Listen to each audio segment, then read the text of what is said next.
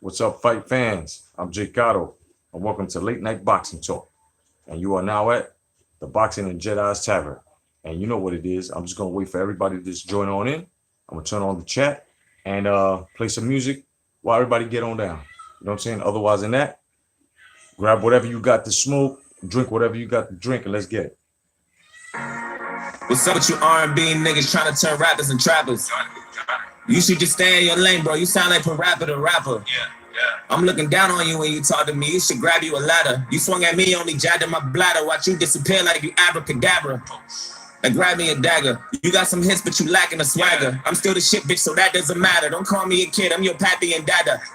You get splattered and flattered. You and Trippy better have you some backup. Ren and Stimpy looking aggy and staggered. And when I kill him, they get mad on matter. Time to get litty, bitch, fuck all that singing. You challenge me, what the fuck is you thinking? Way too much weed, what the fuck is you drinking? I brought the tsunami, you fuckers are sinking. I'm glad that you came. Leave all that lyrical shit up to me, I'm a savage that bang. Bring all your products who's back to Lee Chain. Take all that auto-tune back at T-Pain. I swear you R&B rappers are strange. You're okay, but you ain't nobody favorite. You alright, but you ain't nobody major. 5'3", you ain't nobody dangerous. Maybe that weed you was smoking had you feeling confident. Let's have a real conversation. Maybe that doctor put something inside of your head when you got your new hairline replacement. Why you bring my name up in the first place, Tori? You ain't fucking with me on my worst day, Tori. It wasn't better than me when I was a first grade, Tori. We can do this every year on your birthday, Tori. Every summer, every winter, every Earth Day, Tori. Every Tuesday, every Thursday, Tori. It's gonna be a motherfucking anniversary, Tori. You done fucked up. First aid chicken, I don't need a butler. We already got Drake and we don't need another. I don't really got space, but I'ma eat your supper. Woo! You know, John, I got a hot floor. I'ma do a Travis shit I did a while ago. I'ma do a Drake shit I did a while ago. Throw your ass off a cliff, make you say Geronimo. Then you had one chance, now you slumped on. Go back in the booth, make another love song. What you gonna do when the fucking blood's gone? Cause I wanted on the smoke, I ain't even puff long. Nigga, I been packing a black Mac with a wrapped in a backpack with a stack in a Mad Max in the back of the black cab and a cat in the snapback. Put a cap in your back, fat murder you when you whack. Little cat in the hat rap, gonna stab if you drop back and a clap at you mad fast when you sing you ain't half bad. But you rapping like Razzcast, and I bet that you mad sad cause you about to get laughed at and buried in trash bags and left in a hatchback. My jamming in front of the corner store, mobbing a lot in the corridor, breaking some shit you don't want no more, fighting when nobody want no more. I bet the haters gon' say like the Commodores. I got some shit you ain't stopping for, swallow the key and I lock the door. Tory, you ain't gotta hide no more, come out and play, you my prey, you the goat, I'm a dinosaur. Oh, you want hate, that's normal, you just gonna do what you're supposed to. I remember when them hoes called me old news, now when they cheat, I'm the go-to. Word on the streets, I ain't wanna get close to, I was hopeless, now I'm hopeful. I done made my own way like I'm supposed to. All you niggas did what you was told to. Sorry, why all your songs always sound like a rerun, nigga? I just want my motherfucking refund, nigga. Funny looking ass, go and eat something, nigga. I ain't never had to get my fucking teeth when I kick. No doubt, what's going on, fight fans? You know what I'm doing. I'm just waiting for y'all to get on in, get comfortable. You know what I'm saying? Hit the thumbs up as you get in. I already know who's the person that jumped in. I already know who you are. You know, my fan is here, no doubt. The chats are open, so hit it up. You know what I'm saying? Otherwise than that, let's get it. I ain't running to you, bleed something, nigga. Oh, you wanna be some nigga? Me and 6ix9ine had Trippy Red bitch on the couch. She was giving us threesome, nigga. Why you bring my name up in the first place, Tori? You ain't fucking with me on my worst day, Tori. Wasn't better than me when I was a first grade, Tori. We can do this every year on your birthday, Tori. Every summer, every winter, every Earth Day, Tori. Every Tuesday, every Thursday, Tori. Could be your motherfucking anniversary, Tori. You the fucked up nigga, need first aid, Tori. Shit. Damn. So now that we got out of the way, let's make a record, nigga. What's going on, fight fans? No doubt, man. Happy Friday to each and every one of y'all workers out there that made it. You know what I'm saying? It's your day. And of course, this is the last day of the week, and we are going to get into some nice boxing talk. I got a great program for y'all, and as we promised, we're going to talk about the best boxing movies that we've seen, as well as some movie updates, a drone. You know, this was a request. I got a drone fucking reveal to give you guys. You know what I'm saying? It's gonna be a great night. You know, it's gonna be a great ass night. Just want to let you know, yesterday it was I think that was the longest hangout ever. You know what I'm saying? I want to congratulate y'all. You know, y'all gave a great show as well. Just wasn't me. You know, the trolls at the end, of course, you know, they went to Cato school. You know, I guess everything is everything. You know what I'm saying? I think I made a video to all you guys letting you know exactly what was going on. You know, exactly how many fanboys out there, you know, trying to fuck shit up. Peace to the new subscribers as well, man. You know what I'm saying? I got new subscribers. Peace to you guys, man. Thank you for subscribing. You guys been subscribing all week long. I think it was yesterday. I got like 8 subscribers. Easy. You know what I mean? So, you know, the myth that's going around that Jay Cotto is done, dead, or I don't see any of that. Niggas keep lying. You know what I'm saying? But just like to say peace to everybody that's uploading and just keeping it boxing. You know what I'm saying? Hashtag come back to boxing on the 26th will be on YouTube for 8 fucking years. You know what I'm saying? Congratulations to the guys that have been rocking for the longest since the beginning. You know what I'm saying? And congratulations to the guys that have just joined. You know, you're gonna get nothing but straight boxing material, nothing but boxing on this channel. Once in a while, you get a troll and you see me and the troll battling. You know what I'm saying? And doing what we got to do in order to keep the channel clean. You know what I mean? Only thing I'm saying is if you see trolls and you like this channel, YouTube will be swinging your saber. That's right. YouTube will be swinging your saber because in the comment sections, you know what I mean? You guys have the power to actually just do what you got to do. You know what I mean? As to say what you got to say. This is and everybody that's going to join on, I'll just let you know, it's a free opinion, kid. You know what I mean? It's always a free opinion. And your opinions are respected. You know what I mean? Peace to Mike D. Peace to George Costanza. George Costanza and Irving Morales are winners. You know what I'm saying? As well as Foul Pole Boxing. You know what I'm saying? They were winners yesterday. We did a little quick contest. You know what I'm saying? These guys won some great prizes. They will be sent out. And I just want to say, congratulations as well. I hope you guys had a great Friday, man. You know what I'm saying? We have a great. Yeah, George says, yay, no doubt, But peace to everybody, man, on the check-in, Well, we're gonna get into some boxing news first. I'm gonna save this because we're gonna, this is a treat right here, man. And I'm glad I bought this book out, man. I've been breaking this book down to you guys. You guys have been, loving it. So I'm glad you guys, And to those that are my fans out there, you know who you are. You got to get one of these, and you got to get one of these, right? And you got to jot down exactly everything I'm saying here, so you can splice it up. You know what I'm saying? You got to make sure you splice your shit up now. You got to do the propaganda thing now. So make sure that you got yourself a piece of paper and you got yourself a pen. Okay, that's the first thing. So let's get into it, man. Well, Demetrius Andre, man, fuck. Demetrius Andre has been arrested for firearm possession, man. Listen, the firearm was found in the car. This was reported by BoxingScene.com, by the way. You know what I mean? Peace to everybody that just joined in. Yeah, man, this happened on Thursday. He was arrested. He had no permit, man. He was carrying a Glock 19, you know what I'm saying, in his Louis Vuitton bag. Of course, he had 10 rounds in a mag. Thank God he didn't have any in the chamber, you know what I'm saying? And just basically, he just got a felony 1 count of, possession of a firearm without a license, and basically he was released on bail. Now, I can understand why this man will walk around with a gun because, he's a millionaire. He's a fighter, No, George, unfortunately, he did not have a permit. He did not have a license. You know what I mean? You've got to have a permit if you're going to carry a banger. Definitely. So, my man got caught out there, man. Now, the good thing is that they gave him bail. So he's out. I hope he can fight this case. They're most likely going to give him, since he's on that status of, they're most likely going to give him community service and a little bit of fucking, you know what I'm saying, probation, probably a year or something like that, that usually turns out like that, a year probation. If they give him community service, then his community service is going to consist of a fine and possibly, talking to the youth and shit like that. You know what I mean? Which is basically a slap on the hand. George says, I agree. I agree. I thought Boo Boo was smarter than that. Yeah, you know what I'm saying? It happens. It happens. People get caught slipping, just it happened. It happened when I was younger, walking with a friend of mine and we got pulled over. I didn't even know he had a strap on him and he had a fucking strap. You know what I'm saying? I think it's both in. They asked me if I knew. I ain't know shit. I don't know what the fuck he doing with that, which is the truth. You know what I'm saying? And besides, he already said he had nothing to do with it. So, which was me. I had nothing to do with it. So, you know what I mean?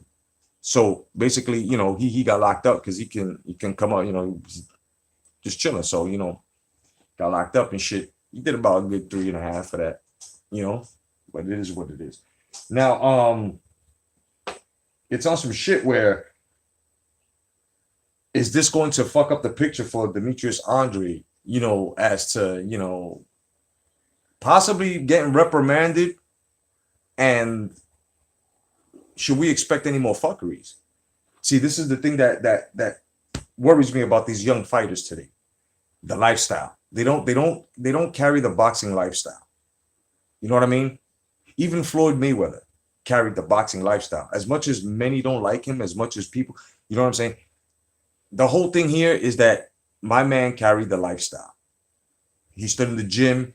You know what I mean? Always took care of himself. These guys are drinking. Like I said, a hip hop video. These guys are turning boxing into a hip hop video. So basically, they think it's all fun and fucking games until they step in the fucking ring. And then what happens? So Demetrius Andre, my man, boo boo. I hope you don't fuck up, man. You know what I'm saying? I hope that you get past this because it's really nothing. It's really nothing.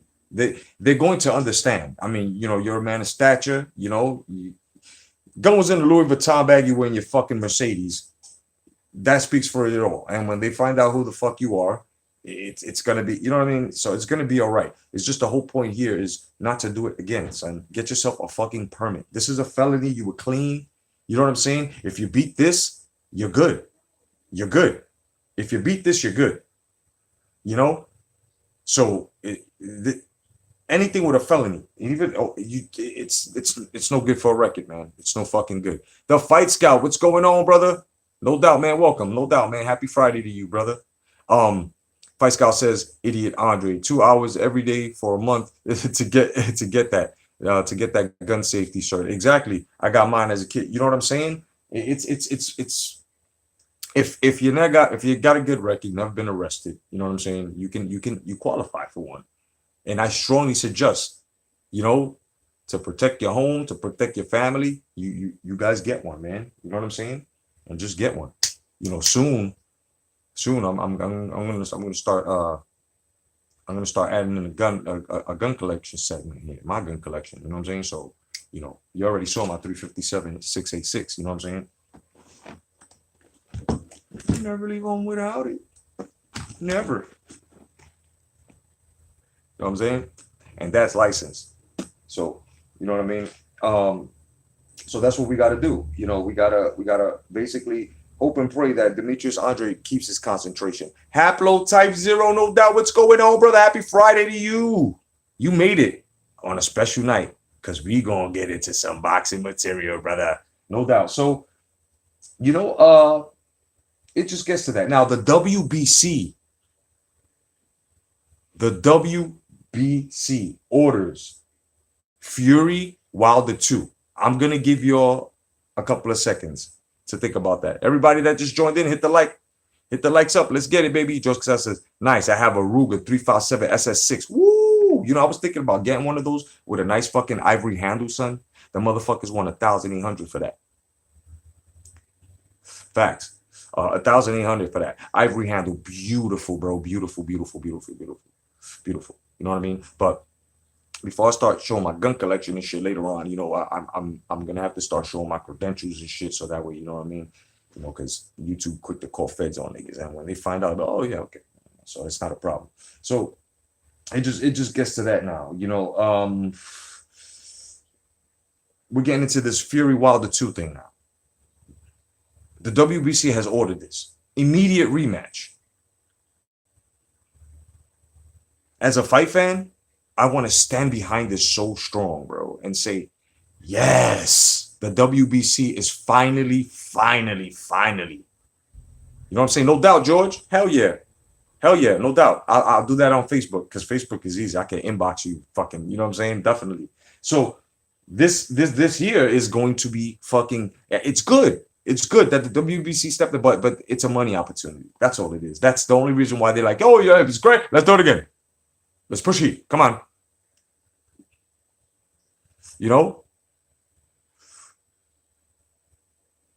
Punto 40 barrera. No doubt, bro. Yeah, you know what I'm saying? So it just gets to a point, man, that why? Okay, it's here. It's going to happen, right? But now Fury responded and showed his fucking Ring Magazine title, right? And he had blasted Deontay Wilder this morning on his Twitter account and said some shit to Deontay. Said, You're talking all this shit I see still. We're going to meet again. But until you have one of these, basically, like he told him, you ain't shit. You know what I mean? You guys go check it out. Check out Tyson Fury's tweets. It's fucking crazy. So now the second fight is going to be good. I just don't want none of this racism shit in it. You know what I'm saying? I don't want it to be pushed to this, you know what I'm saying, to this point where it's like that's the only thing that sells it. Let's stop this shit. And even if Wilder comes out with some, you know, with some shit like this that he did with this propaganda, this leftist bullshit, you know, this poison, then like I said, I'm just not gonna pay attention to it. You know what I mean? Because obviously a lot of guys, you know, they wait with catcher's mitt, you know, and the catcher's mitt is really the lobbyist that they possess, and they catch it and they try to catch material so they could snip it and make you look like George Zimmerman, you know. So this is exactly why I will not feed into that, you know what I'm saying, anymore. And I wasn't even feeding into it. I was just reporting it, you know. Motherfuckers be like, oh yeah, you know. So it just gets to that point now.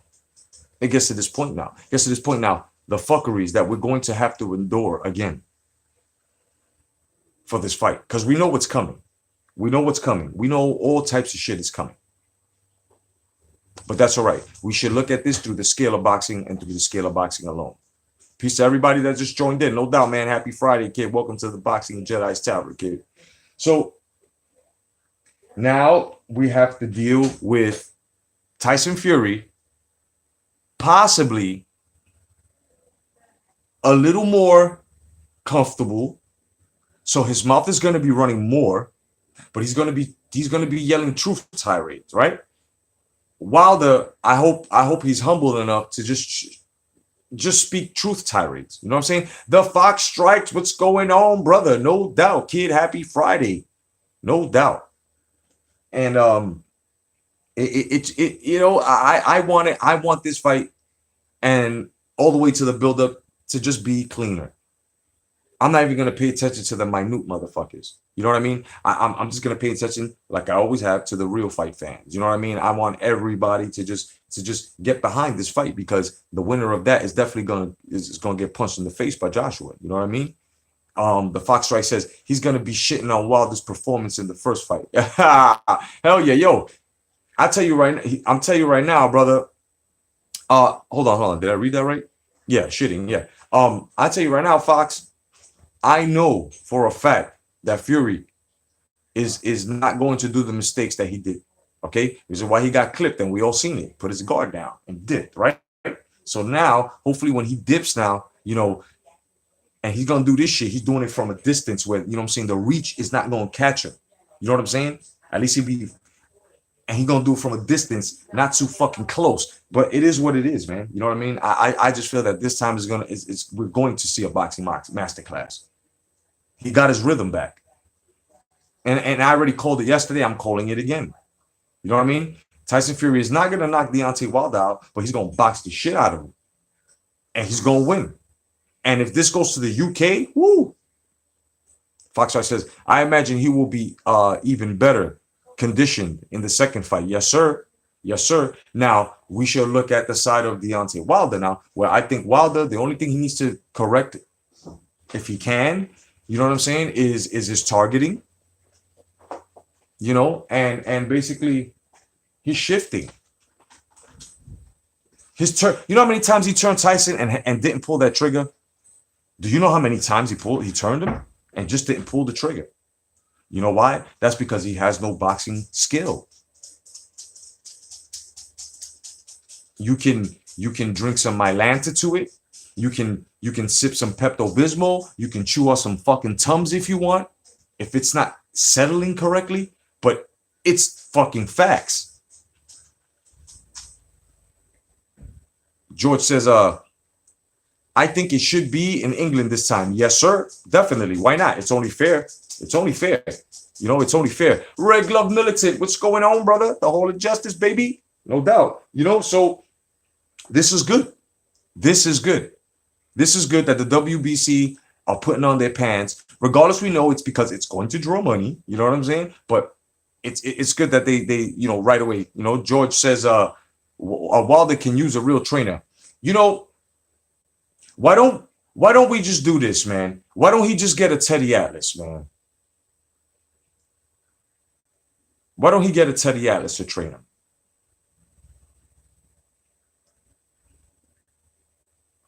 If he can't get a Teddy Atlas to train him, then why don't he just try for a you ready for this one? This is the odd couple type shit. Robert Guerrero.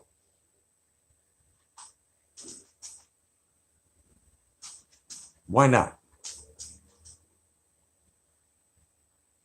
The Fox Strike says, I wouldn't rule out Fury stopping Wilder in the fight. Wilder got so gassed from missing and having a guy almost 50 pounds heavier lean on him at that. Yes, sir. Yep.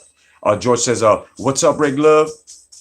Just hell of justice, my brother. No doubt, bro. Haplo says, my man Haplo Type Zero says, I wouldn't rule out any result in the rematch. Yeah. That and you know what's fucked up? That's a mouthful to fucking chew on right now, man. Because it's the truth. Like we just don't know. You know, anything can be called, bro, even in England. Like, you know what I mean? So you're right, man. Who the fuck are we kidding? Yeah. You know, Red Glove says, Haplo. George says, it's funny. I was going to say Robert Garcia. Oh, wow. So there we go. I think Robert Garcia. See, look, this is why pad drills are so important. This is why sparring is so important. And the reason why they're not going to let Deontay Wilder spar so harder, because he's only got a little bit in that hand. Now, if it's a fact that he broke it, then it's even worse. And you can also tell that if he did break it 12 weeks before and he was hesitant to throw the right, like everybody is supposedly noticing now, which I think it was just that Tyson Fury kept him busy and thinking because of his punch output. You know what I mean? So this here is exactly what happened. You know? Haplo says, peace, Red Glove Militant and everybody. You know what I mean? The Fox Strike says, at George Costanza, Breland is decent, but he's done Wilder no good, making him reliant on his power. Exactly. Wilder should go with Virgil Hunter or Johnny Banks. That too. You know what I'm saying? That too. But I think Virgil Hunter will be busy with Khan, preparing Khan for Crawford. And that fight is going to be around that time. You know, so Fox Strike says, peace, Haplo. You know, so this is what we got to look forward to. He can do it. He can do it, bro. Wilder has a chance to learn how to box. It's all about his trainer, and it's all about if he respects his trainer and he's willing to fucking learn. It's never to learn to box, man. Never. The man's in there already. He's already got his head on. All he's got to do is stay disciplined. All he's got to do is be humble. All he's got to do is focus and not worry about, trying to be a figure to put something on the table at the time where a country is already divisive, right? Within its own politics, to add on to that. Because if he continues to do that, then people are catching on and they're actually seeing, oh, wow, this guy's a leftist. This guy is basically bringing fucking politics into this boxing shit, and it's no good. He's SJWing the whole shit. The guy who's taking notes, figure out what SJW means, bro. George Costanza says, Fox, he's okay, but he's stagnant and can't go any further with Wilder. The Fox Strike says, I think Khan changed to training with Goosen. Oh, did he? Ooh. I heard Bomac, which is I was going to get into in a minute. I heard Bomac say that he went back with Goosen. I mean, with Virgil Hunter.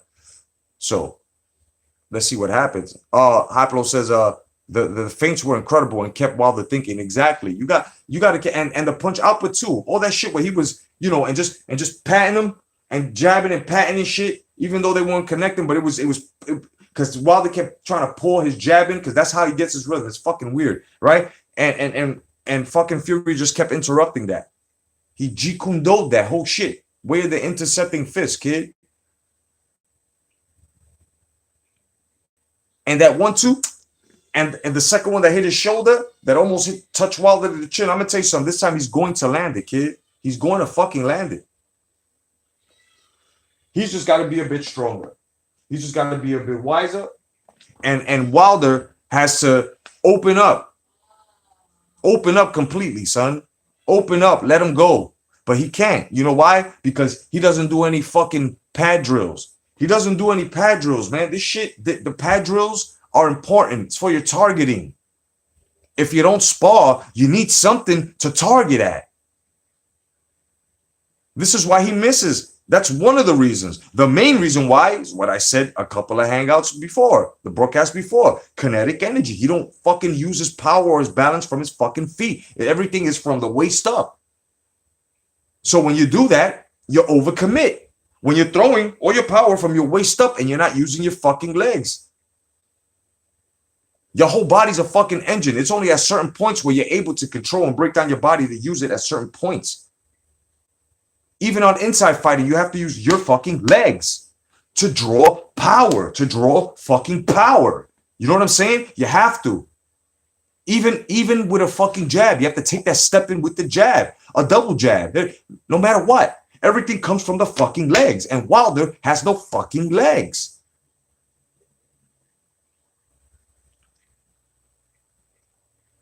Haplo says, peace, Fox. Mike D says, I guess Vlad's arms were broken also because he couldn't pull the trigger against Fury either. Exactly. That fainting shit and that fucking little pulling shit that he does. And then when he turns a motherfucker, that makes you think. It makes you think like when you turn, you're like, right away, you've already got your guard up like, oh shit, did he throw it? You know what I mean? It's crazy. It's fucking nuts, guys. It's nuts, man. George says, let Shannon the Cannon Briggs in Wilder's corner. Let Shannon the Cannon Briggs fight Wilder. I have a feeling that Shannon the Cannon Briggs would beat Wilder. I continue to say this. Everybody's ducking Wilder. I mean, everybody's ducking Shannon the Cannon Briggs, bro. Everybody's ducking Shannon the Cannon Briggs because they know he's still got the goods, bro. Everybody's ducking him. I continue to say this, regardless of the salt and peppers, man. It's all about here. And he's already 10 bodies in. The Fox says, I'm not entirely surprised if it was during the Wilder fight. During the Wilder fight, he hurt his hand. So sometimes when he threw that right, it was with terrible form. Exactly. But Fox, the whole thing here is that he said, right, that he broke it 12 weeks before training camp. So that's 3 months. He's not at an age where you can cast the shit up for a week or two and you're good. No. And a broken hand, and especially with the titanium and all that. I mean, come on, bro. We're not that stupid, are we? Are we, gentlemen? Are we, fight fans? Are we? He's got plates and nuts and bolts and he broke it? Because people are switching shit from arm to fucking elbow to fucking wrist to hand. So whatever the fuck it be, it still needed a cast. He was in the public all that time. So let's get fucking real here.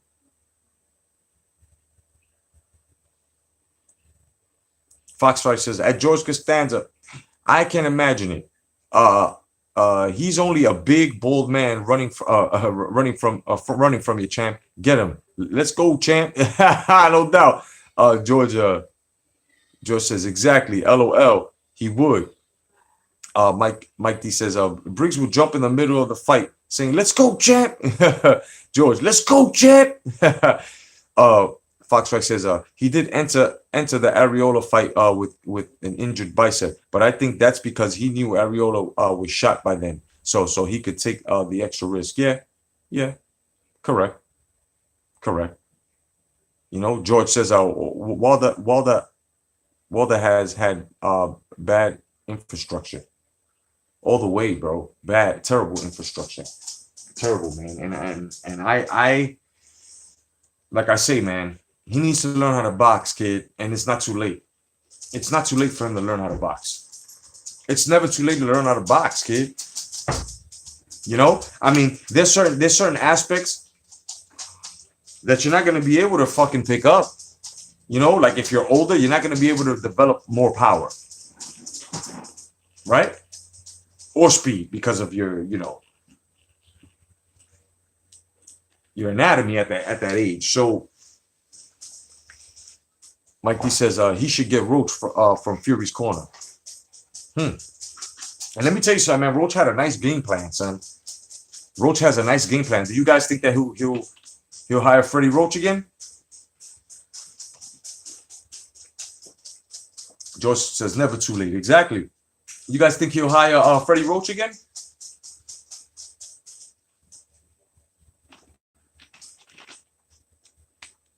I think so.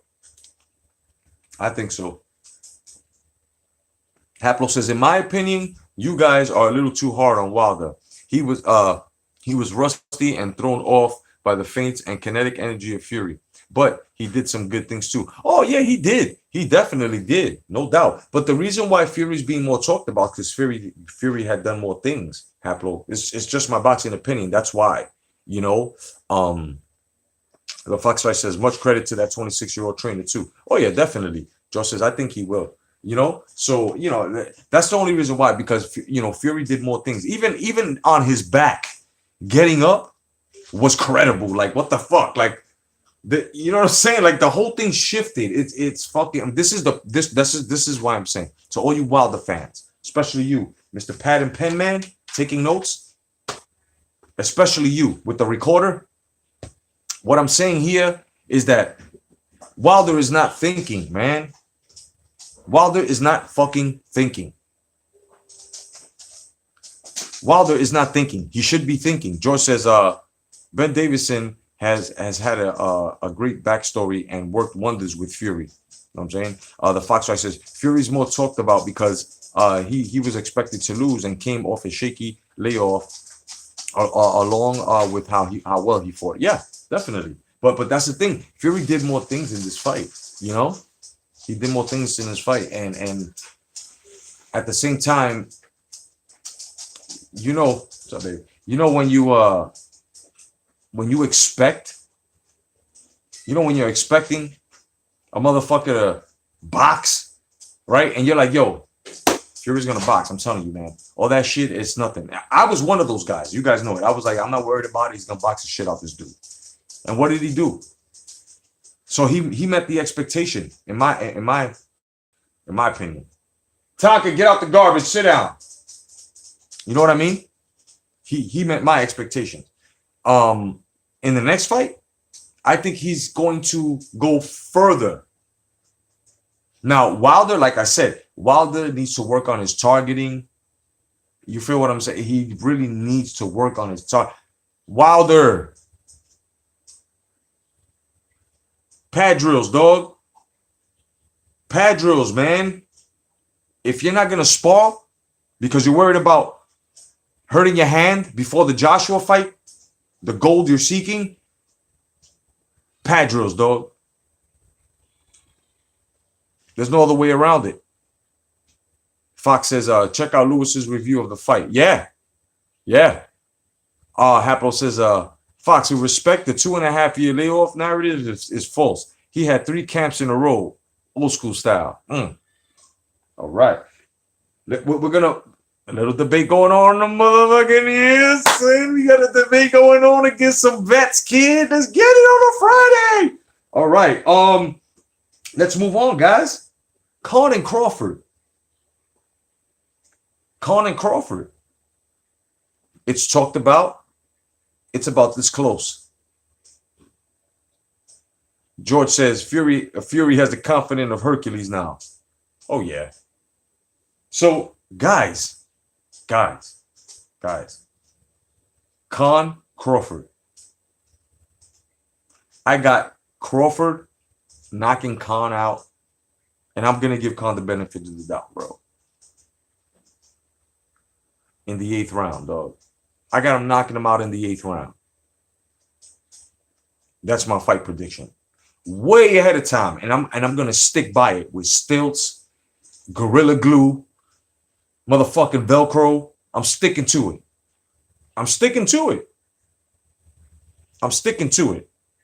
The Fox says the 2 fights he had were weak, especially the Safari one. He wasn't challenged until the Wilder match. No doubt. Jean A. Young, what's going on, bro? Welcome. Happy Friday, kid. No doubt. Welcome, my brother. Jean says, straight off the back, son. Straight off the back. Jean says, Khan's gonna get washed. That's what's up. Hold on for a second, fight fans. This shit is ignorant, man. I can't deal with this shit, son. What the fuck happened? Did a battery fall out or something like this motherfucker kid? I gotta have this shit going on. You know what I'm saying? Like I can't have this. Yep, it detached. And now it's on, baby. It's on. You're wrong. I am a Jedi, like my father before me. Where's that from? Where's that from? Quick movie trivia. Where's that from? My man Joe says, I think Crawford demolishes him, no doubt. Haplo says, that's how old school fighters did it. 2 easy wins and then a big challenge in a row. Wilder had the longer layoff and did it the new school way. That's why he couldn't pull the trigger. Fox says, my expectations was Fury boxing first half deteriorate now, and this is deteriorate now that he's in the ring, being pushed by an actual contender. But it went quite differently. Yeah, you know what I'm saying? Jeanette says, how's it going, brother? Hey, chilling, baby, chilling. Got motherfuckers taking notes in the background. My son's with us. Mike D says, Crawford by TKO, definitely. The Fox Strike says, Wilder wasn't abusing alcohol, coke, whatever else, as Fury claims, and gained up to 400 pounds. Ali came back against 2 top heavyweights, but his speed and reflexes still wasn't the same for Joe. Wow. Jeanette says, I kept telling all my friends, Fury is the Lindell champ for a reason. Exactly, bro. Good hopes. Haplo says, Fury had the better endurance because he did it the old school way. Yeah, I can't argue with that, man. Now, let's get into this Khan Crawford. Now, Bomac said, which is Crawford's trainer, let's go. Let's go. And Crawford just came out on a Fight Hack interview saying, let's go. Let's go. So, gentlemen, we have ourselves a fight. Like I said, I'm gorilla glued to my motherfucking boxing decision. You know what I'm saying? Straight up and down. The Fox Strike says, Ali looked sharper 3 years later for Frazier 2 than 1. Mike D says, I thought Fury would walk Wilder into something and KO him. I was wrong. It might happen this time. It might happen this time. Because like I said, while Wilder was trying to play chess, Fury was playing Othello.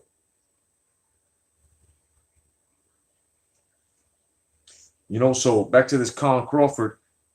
I don't know what your fight predictions are. I'm not sure if you guys have your predictions out for this Khan Crawford fight, but like I said, I got Crawford catching a case, man. Crawford's catching a case. Crawford's catching a case, gentlemen. He's catching a fucking case, whether we like it or not. Okay? Something is going to happen to fucking, and I don't want it to. I really don't want it to. But Crawford is going to demolish. Listen, I think he's going to break Khan's jaw finally. That's how far I'm taking this. And I'm going to go and say, expect Khan's jaw to be broken in that fight, dog. I'm telling you. Haplo says it's not just quality of the opponent. It's competing in front of people and TV and going from camp to camp. Wilder had one fight, layoff, negotiations, love, and hip hop. Then he restarted camp from the start. How about my man said love and hip hop. George says, how about Loma Pedraza tomorrow? Yeah.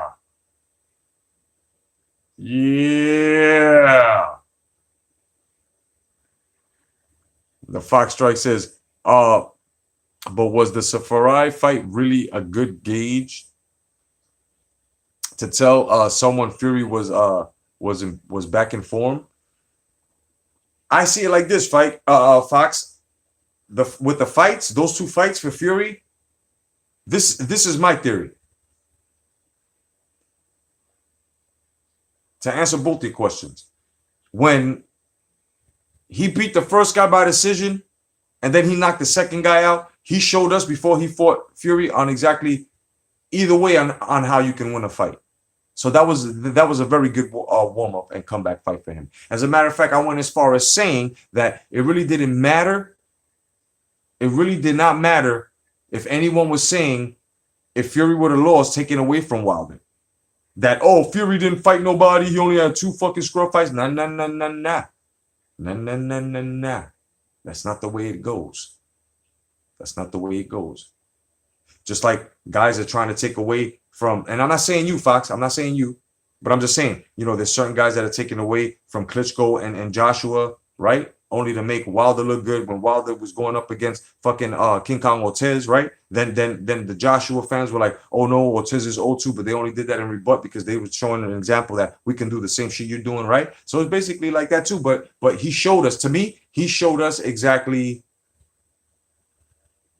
how he could have went into that fight. You know what I mean? Into the Wilder fight. And had that fucking judge not fucked up, he would have won by fucking decision. You know what I mean? Fuck. Haplo says no, but obviously it worked. The Fox says Safari was glad to just be in there in the ring with Fury. That fight was a shit fight, really, to tell you the truth, because they started showing off and shit, and I think there was a fight going on in the crowd that was more, you know what I mean? It was more entertaining than that fight. Fox says, not a guy who came to fight. Exactly. Haplo says, it didn't matter. He was a stay busy. Meanwhile, Wilder was on Love and Hip Hop. Mike D says, nah, you jump in, you better be ready. Exactly. The Fox says Wilder wasn't coming from any abuse to his body, though. Nor had mental issues. Exactly, man. I mean, Khan is definitely losing. Yes, Haplo. Khan is fucking losing, kid. The Fox said that's what makes Fury's performance so amazing, because he came off of all that to make one of the top 3 heavyweights in the world look clumsy. Exactly. George says, Fox, you didn't think Wilder was batshit crazy for doing Love and Hip Hop. Now, let's switch this now. This Khan and Crawford. You know what I'm saying? This Khan and Crawford shit, like I said, man, I mean, guys that that are actually giving Khan a chance against Crawford because they feel, all right. What do you guys think he's gonna do? Because remember, Crawford, it's not that he's a late starter. He'll let you, he feels you out, and then come that towards the ending of the 4th. From the 5th on, your ass is his, kid. Peace to everybody on the check-in. No doubt, everybody that just joined in, happy Friday, man. Welcome to the Boxing and Jedi's Tavern. Give me that thumbs up. No doubt. So what can Khan possibly do? He's not going to be that fast against Terence Crawford. Mark my words, everyone. Mark my words, please. His speed is not going to be the same as it was for the mediocre he just finished fighting. It's a different, he's fighting the monster. He's not fighting the boogeyman, he's fighting the monster. This is going to be something that's very good for Crawford. Because if people are saying that Crawford is a cherry pick, that Khan is a cherry pick for Crawford, then goddamn it, you're also saying that Kayaza was a cherry pick for Crawford. Then when does Crawford get a fair shake? When is it a good fight for Crawford, right? So we have to say that Khan Crawford is a good fight. And Kayaza Crawford would have been a good fight as well. But Khan Crawford, at least Kayaza packed a punch. This shit is going to be easy work, man. This is going to be like, remember when you went to elementary school and you had like fucking 4 months of just getting, of just shit. It was just hard in school. It was like, oh God, until you got that substitute teacher on a Friday, and it was a Friday before you had a 4-day weekend, and they let you do whatever the fuck you wanted to do and chill out, and you went home, and it was like, damn man, that whole weekend you were wondering, why can't school be like that? That's exactly what's going on here, gentlemen. That's exactly what's going on here. You know what I'm saying? Fox says Khan getting stopped. Yes. George says, I think Khan will do good for a few rounds. Fox says, I'm not gonna read that one, Fox. That shit was funny. That shit was funny. Fuck it, I'm gonna read it. It's just fucking funny, son. Where you at? The Fox says, I think Wilder's a homo in disguise and paranoid. Fuck it. I'm sorry, man. Ain't shit passing through here. No, fuck that.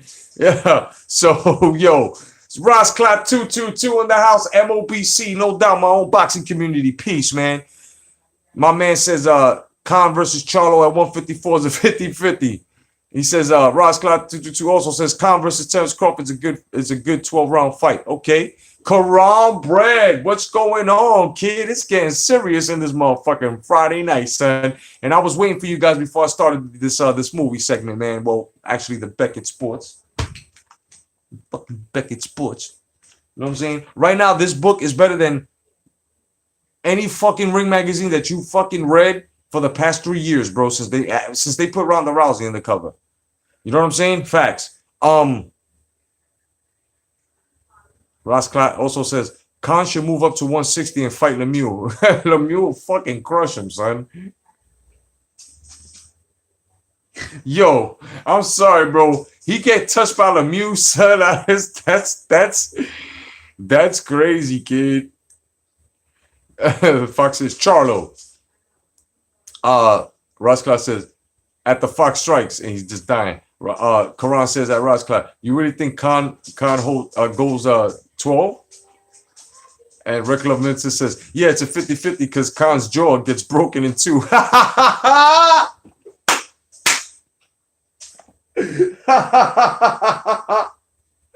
Yo, Red Glove.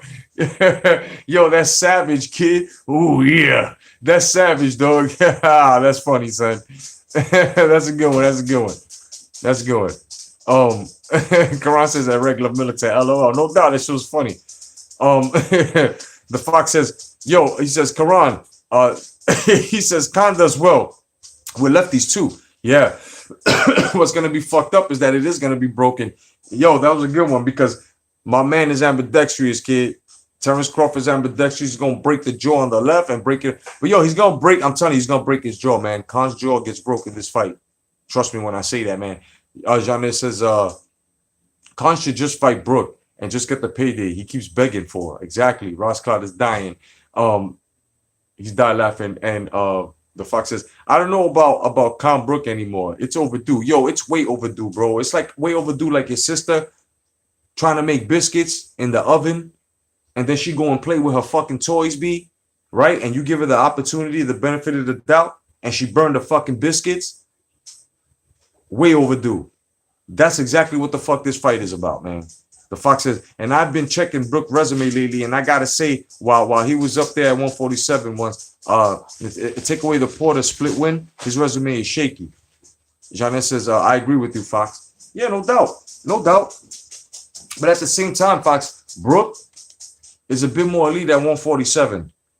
As a matter of fact, he's been in his whole career, he's way more elite than Amir Khan, son. Especially holding that IBF the way he did and fighting who he did. You know what I'm saying? You know.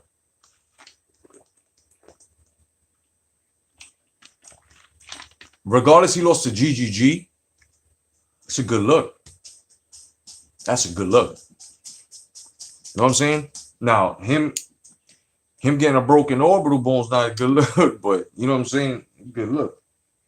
Now, women's boxing tomorrow. Cecilia Brocas and Alexandra Lupi. They faced off at the weigh-in. And I know most of you motherfuckers that saw the weigh-in, at that moment, you were like, You have a place on my face. All you guys. Cecilia Brockhouse, the undisputed, undefeated, unified 147 women's champ. Son, amazing, ain't it? And she's held that title for a minute. She's held that title more than motherfuckers that are sporting nuts. It's true. You guys, you know what I'm saying? Hawker Mustang, what's going on, bro? What's going on? Kell Brook is fighting a stripper tomorrow. Yeah. Hey, man, yeah. Yo, that shit is hilarious. Yo, guys, check it, man. Women's boxing, Cecilia Brockhouse. She's amazing, kid. She's fucking amazing. And I want to see her and fucking that Katie chick. And I want to see her against Clarissa Shields. You know what I'm saying? We have a lot of work to do in the women's division. And they're getting busy. So, yes, Joelle. I was just about to say her too. Amanda Serrano. Excuse me, guys. Amanda Serrano, kid. 6-weight division champ. Not going for the 7th. And I hope they all meet, bro. I hope they all meet. Because this is a nice breed of women that are fighting right now, okay? Too bad my homegirl, you know what I'm saying? Cindy Amador, the Scorpion. Too bad, you know, she had to retire and shit, but she was awesome too, man. You know what I mean? The Fight Scout says Brockhouse versus Shield is a joke. Oh, I gotta do the do. Late night boxing talk has been brought to you by Brisk. Thirsty? Put your fucking shoes on, your clothes, and go get yourself one. They're only $1.08. All right. You know what I'm saying? Quran says, I be thinking most of them female boxers be sex change patients. Yo, right? Them bitches got our shoulders, kid. That's crazy. Say, I got a light to the elbow. Yo, bitches be brawling, son. Bitches be like that. Hi. Bitches be having the traps, kid. They got the Nikita Koloff traps, kid. They be having the motherfucking Lex Luger shoulders, kid, with the motherfucking Rick Rude fucking biceps. Yo, this shit be crazy, bro. The Fight Scout says 145 versus 175. They'll catch weighted. Fight Scout, they most likely catch weighted. Joel says Ann Wolf was a monster. Hell yeah, bro. And she's my own girl. Like, you know what I'm saying? She's a monster. And I'm trying to get an interview with her, man, because she just finished coming off of Wonder Woman, and they're making a life story, biography about her, man. You know what I'm saying? They're making a movie on her life, Ann Wolf. You know, so I'm trying to get that exclusive. Karan Bread says, yup. Hoka Mustang says at Karan Bread. Sup, Karan? You know what I'm saying? This shit is hilarious, man. This shit's hilarious. Yo, chicks be brolic, man. Chicks fucking. You know, Amanda Serrano looks, you know, she looked decent, you know. She looked decent. And peace to you know what I'm saying? My man Alfred Cavazos, man, he's got a wonderful fighter, you know, if I'm not mistaken, her name is Samantha, you know, and she's, you know, she's doing it, man. And also peace to the Santoro family over in Canada. Okay? Hey, Dean, we're not doing this shit tonight. You know what I mean? You know, peace to, you know, Pascualino, Santoro, and the Santoro boys, you know, Carlito and Rafael, they doing the thing in Canada. You know, these guys are no fucking joke. I've got footage. I've got an interview on, you know what I'm saying? Just look in the in-depth series, the Santoro family. I'm gonna start making a series on these kids, man. Now these boys are nasty. These boys are nasty, kid. And I've been putting motherfuckers up on them, and they've been watching their fight tapes. And I'm telling you, man, look them up, the Santoro boys, man. Word up. Peace to you, Pasqualino, no doubt, my brother. Hawker says, so is Khan really gonna fight Crawford? Yes, sir. Yes, sir. Yep. Now, guys, how do you feel about this? You ready? Do I have your attention? Do I have your attention? Here we go. Let me just take a look again, because I want to get this shit right. It's a possibility that Usyk Joshua happens, kid. It's a possibility. How do you feel about it? How do you feel about it? Pen and pad guy, my son, how do you feel about it? It's okay, man. It's okay. Don't worry about it. How do you feel about it? How do you guys feel about it? Matter of fact, here, let me splice it up a little. You know what I'm saying? Let me splice it up a little. Okay? I'll give you a little comedy here. I'm gonna wait until you guys answer, all you guys.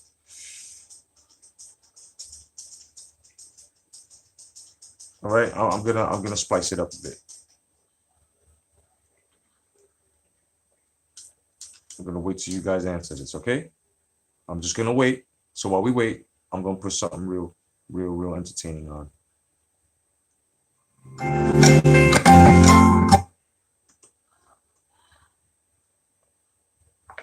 Okay, guys? Here we go.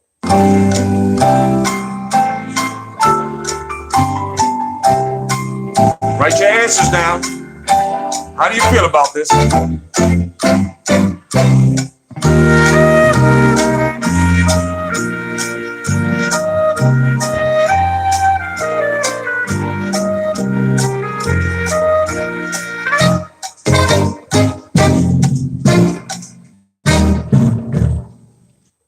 All right. So let me take a look here and let me see if you guys wrote down how you feel about this. Okay, I'm gonna do it for 30 more seconds.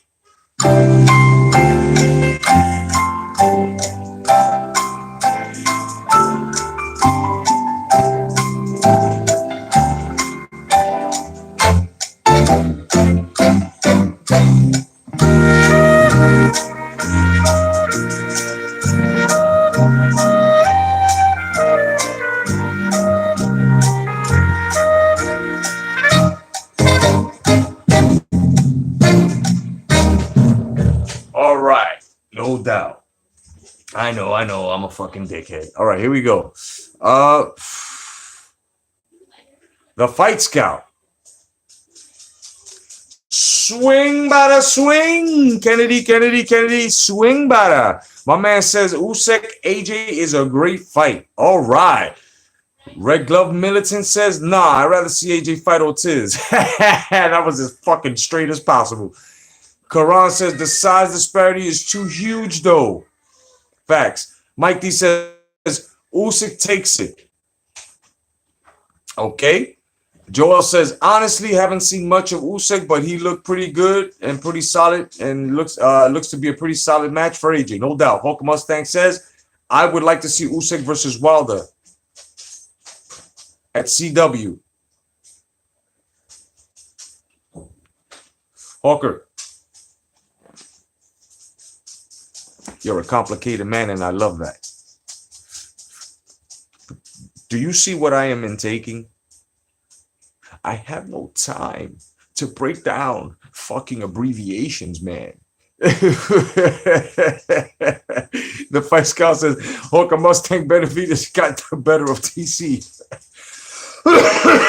until he could use his legs anymore. You know what I'm saying? To me, I'm saying exactly what Karan said, Brett. Karan Brett said. The size difference is ridiculous. And when they stand next to each other, you're going to see exactly what we mean. Thank you, my brother. You know what I'm saying? You're going to see the difference, bro. If I'm not mistaken, at a scale model, I think it's going to look like this, dog. I think it's going to look like this. This is Joshua. This is Usyk. No lie. That's exactly what it's going to look like. And when they turn to the camera, son, the width. Now, I know size don't matter. Size don't matter. But now what happens when size has skill? Now, I think Usyk can bring that, you know, I think he could bring a good shootout. I think he could bring a good shootout. The thing here is, will he be able to take them shots, boy? Will he be able to handle that power? The Fox says Wilder and AJ KO Usyk. He also says Fury probably slaps him around too. The Fight Scout says Povetkin is smaller than Usyk.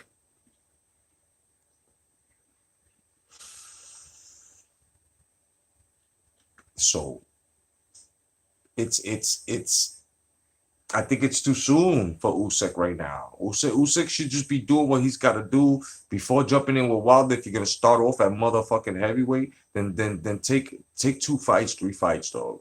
Get a Dylan White at your Sora, you know what I'm saying, and then get a motherfucking a Lucas Brown. You know what I'm saying? Or Andy Ruiz. Hell, even a Joseph Parker. But just make sure that you got that heavyweight callus on your body. You know what I mean? And the skill too. You know? Karan says at the Fight Scout, at Fox, yeah, Usyk has to be flawless in a fight with both AJ and Deontay Wilder. Holker Mustang says at the Fox Strikes, Usyk will wash Wilder 12-0 at cruiserweight, 12-0 at cruiserweight. The Fox Strikes says Usyk pulling that first round of the first 4 rounds, getting touched up with close punches, ain't gonna cut it. Especially a Wilder. I would have to rethink that Wilder shit there too. I mean, I'm not, like I said, I don't hate Wilder. I can't take nothing away from him. But if Usyk was to fight the way he fought his last fight like that, get touched like that by a Wilder, Wilder's gonna sleep him. Wilder's gonna sleep him. Wilder's gonna put him in a motherfucking in a onesie, right? And he's gonna put him in a fucking. He's gonna put him inside a carrier, son, and he's gonna walk with him. You know what I'm saying? And he's gonna walk with him. Karan says at Hawk, that's much more likely than him lasting with AJ, in my opinion. Red Glove says, all I gotta say is Alejandro should not be a judge in the Wilder Usyk fight should it happen. Exactly. Totally fucking agree. I totally agree, man. I totally agree. That dude, bro, that dude is a fucking And don't bring look. You know what's gonna be, you know how they're gonna do us, guys. You know how they're gonna fucking do us. They might take him out and they might give us a fucking. They're gonna put Adelaide Grover Burden. Fuck around. Fuck around. And if not, they'll put Tommy Moretti in there and watch him fuck up the way he used to. You know what I mean? Karan says that fool needs to go judge pie eating contests. Exactly. If he can even judge that correctly. You know what I mean? Now we're gonna get into 2 segments of this book. All right, we're gonna get into the jaw-dropping upsets, the 10 jaw-dropping upsets in boxing, rated by Bekett Sports. You feel what I'm saying? My man, the Fox Strike says taco eating contest.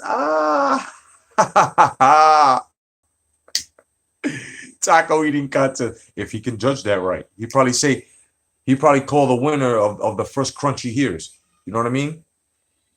So we're gonna get into this segment. So I'm gonna let you guys get the boxing talk out the way so that we can get into the jaw-dropping upsets. This is gonna be nostalgia lane, Jack. That's right. Nostalgia lane. So I'm gonna let you guys catch up real fast. Joel said, why can't we have ex-fighters and trainers as judges? I said that. And as refs too. I've said that. I've said this. Why not? The experience, they know what the fuck they see, right? I guess it don't pay good though. The Fox Strike says he always have taco card filled out for Canelo ahead of overtime. He says, good luck helping out with the Clem excuses though. Exactly. So you guys ready to get into this 10 jaw-dropping upsets from Bekett Sports? If you're ready to get into this, give me a hell yeah.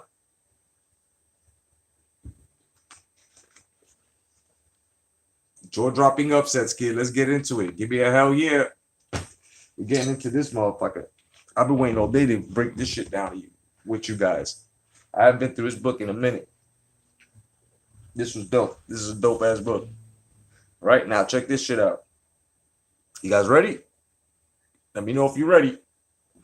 Not sure if you guys ready.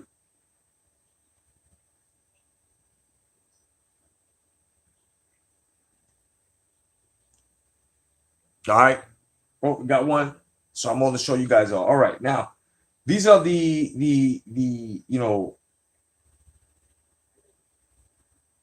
these are the jaw-dropping upsets, the 10 jaw-dropping upsets that Bekett Sport had rated. And so this is, subjective opinion, right? This here is basically, recorded where,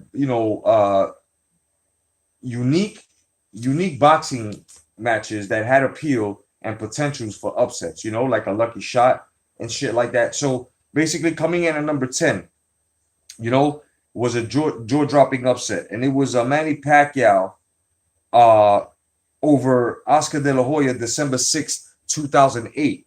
And this happened at the MGM Grand, Las Vegas. You guys remember that fight, man? I remember that fight. And the first thing I said was, Manny Pacquiao jumping around like that, kid, in the corner right quick before, you know what I'm saying? They doing all of this motherfucking, national anthem shit, right? And my man didn't even have to get touched in that fight to bang his gloves together. He didn't have to do that. My man started off like that round one and was whooping Oscar's ass. He fucked Oscar up this fight. I was like, oh, shit. And I knew Manny Pacquiao was going to eat that ass, dog. Like, I was like, wow, he fucked him up. And I felt bad. I felt sorry because you could see, like, the pity in fucking Oscar's eyes. Like, yo, finish me. Like, you know what I mean? The Fox Strike says, Pac De La Hoya wasn't an upset to me, but I get it. What I guess it was for the majority. Yeah. The Fox Strike says, the Fight Scout says, the Fox Strikes most Pac-Man most said Pac-Man would get KO'd by Oscar. I remember when they said that shit too. I had a lot of my friends telling me, yo, Manny Pacquiao's gonna get knocked out. Blah, blah, blah. I was like, nah, not at all. The Fox Strike says, at the Fight Scout, I know. That is why I said so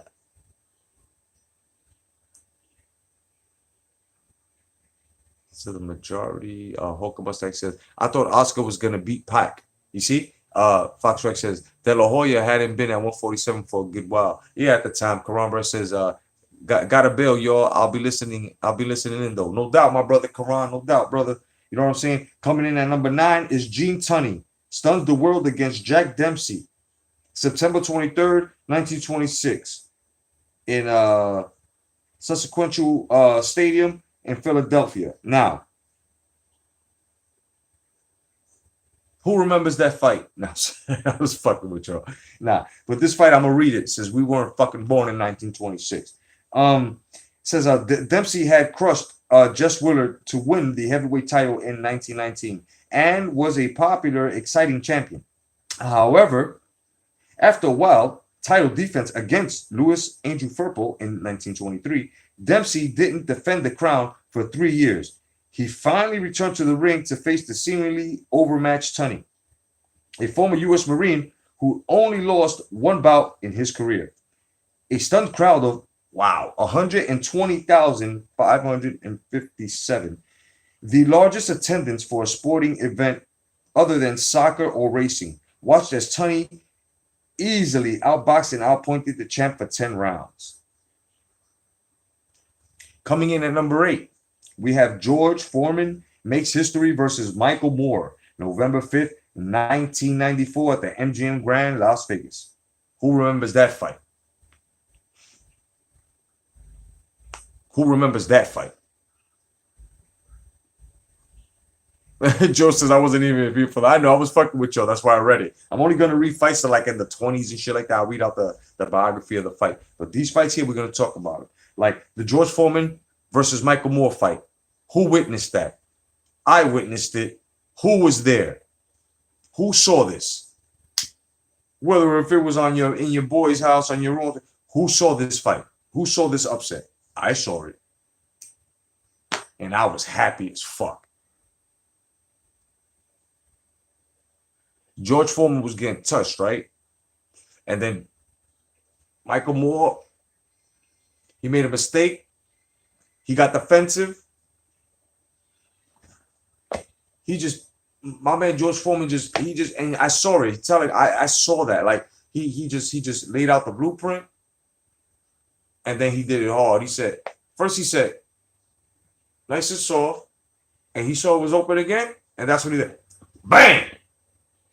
Michael Moore just dropped. You know what I'm saying? And if you look at that fight, you see exactly what I'm saying. He set up that combo. He says, I got to get this man right now. And he just poured it out, set the blueprint, and as soon as he saw that he didn't react to bringing his guard up, he did it faster. Bam! He threw a fucking rhinoceros at him and knocked him the fuck out. And you can see he set him up. You know what I'm saying? Joel says I wasn't even there for the fights in the 80s. Red Glove Militant says I was in my bedroom playing PlayStation. Hooker Mustang says at Joey Fontanez, I watched Larry Holmes and Jerry Cooney in 1982. That's what's up, baby. Hooker Mustang says I saw the Foreman versus Moore fight too. No doubt. Yo, tell me that wasn't a good fight. I was happy when Foreman won because I was like, yo, you know, the old man did it.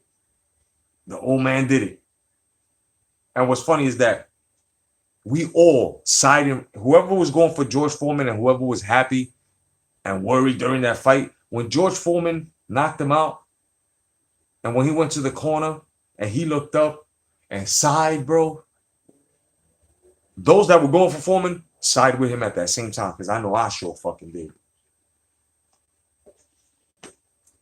Number 7, Sugar Ray Leonard sneaks past Marvelous Marvin Hagler. April 6, 1987, Caesars Palace, Las Vegas. I remember this fight. I saw this fight. I was young, but I saw this fight. And Sugar Ray Leonard, since I first saw Leonard, man, Haplos has watched it on HBO pay-per-view, no doubt. And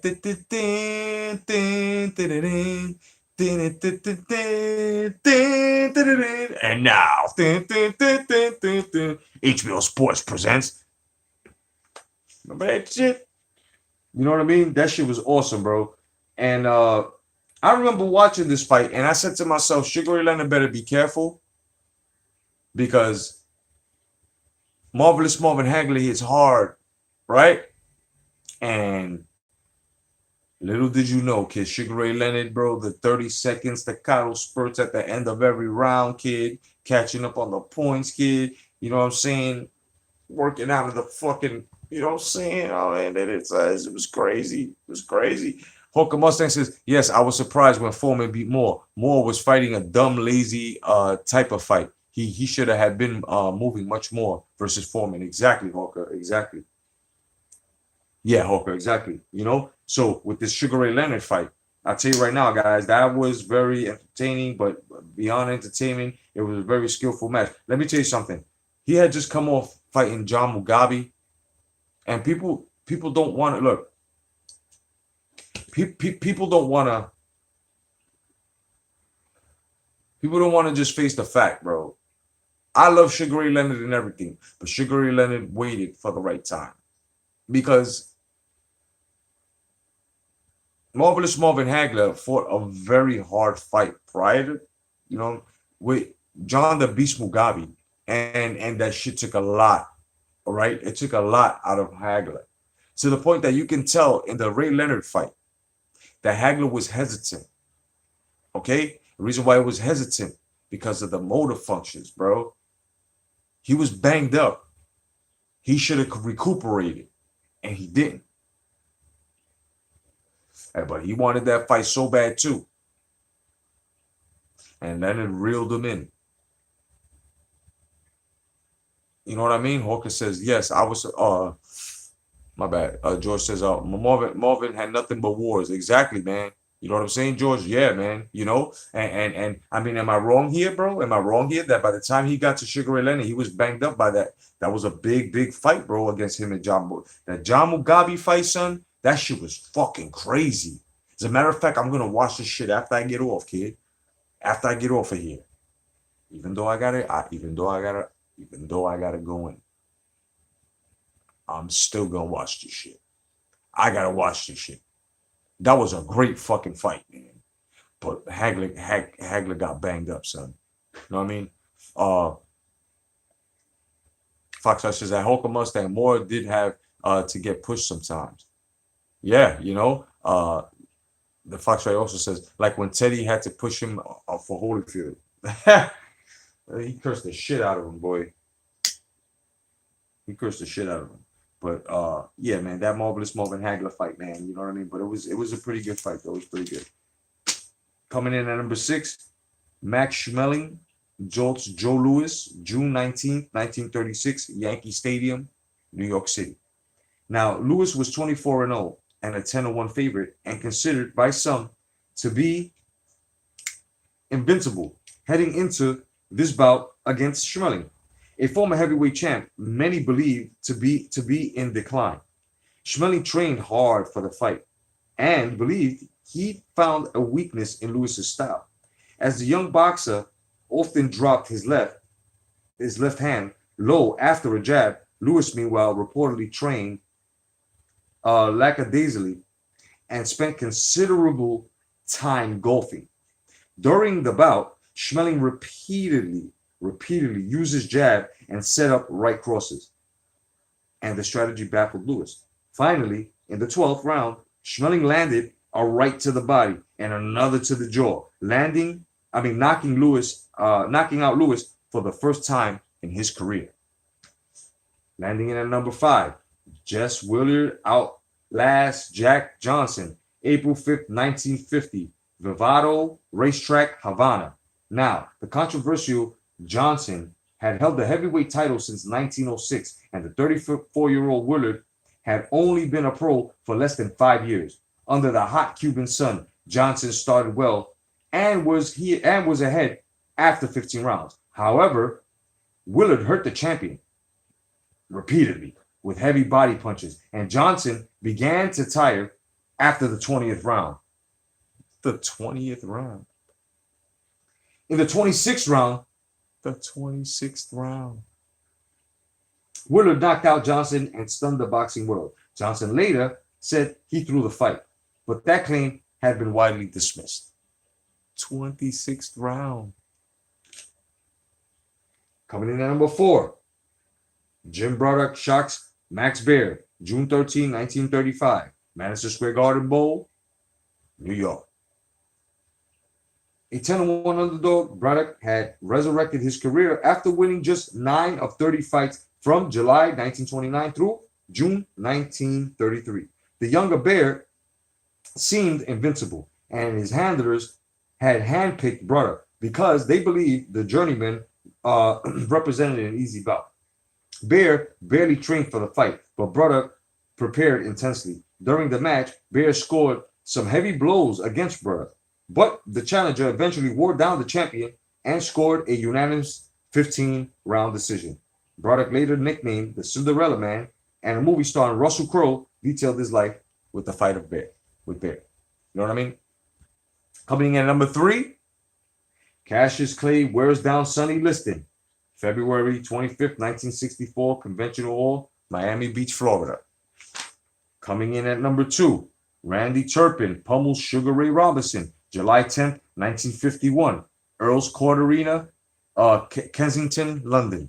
Now, the great Robinson had a 90-fight unbeaten streak and was a 4-1 favorite against the relatively lightly regarded Turpin. However, some reports indicated that the champion, nearing the end of a 7-fight European tour, played golf during the day and cards at night instead of training. The challenger had the better of Robinson throughout the 15-round bout, opening a deep gash over the champ's left eye and eyebrow and winning a stunning decision. Robinson regained the title 2 months later in New York. And number 1, James Buster Douglas beats up Mike Tyson, February 11th, 1990, Tokyo Dome, Japan. And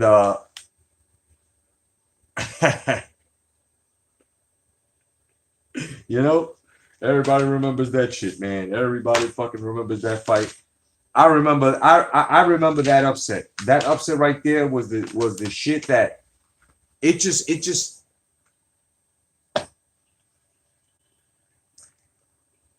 when Mike Tyson was getting touched, I just didn't know what to think anymore. Except for he's going down. 5 rounds later, kid.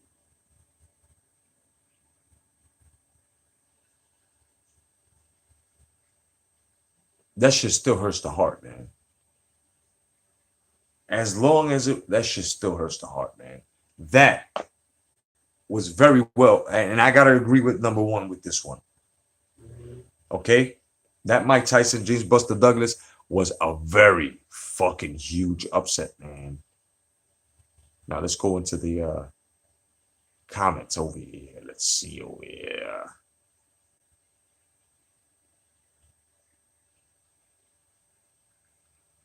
Fox says, Schmeling saw a hole in Lewis's stance. He also says, Holcomb says, yes, I've watched the Joe versus Max fight. He caught him clean. Joel says, he tied at the 20th round. Haha, that's crazy stamina. Hell yeah, Joel. Holcomb Mustang says, I watched that Jack Johnson versus Jess Willard fight too. I found it on YouTube. Oh yeah, if you look hard enough, kid, you'll get him. Red Glove Militant says, hard work, dedication. No doubt, my brother.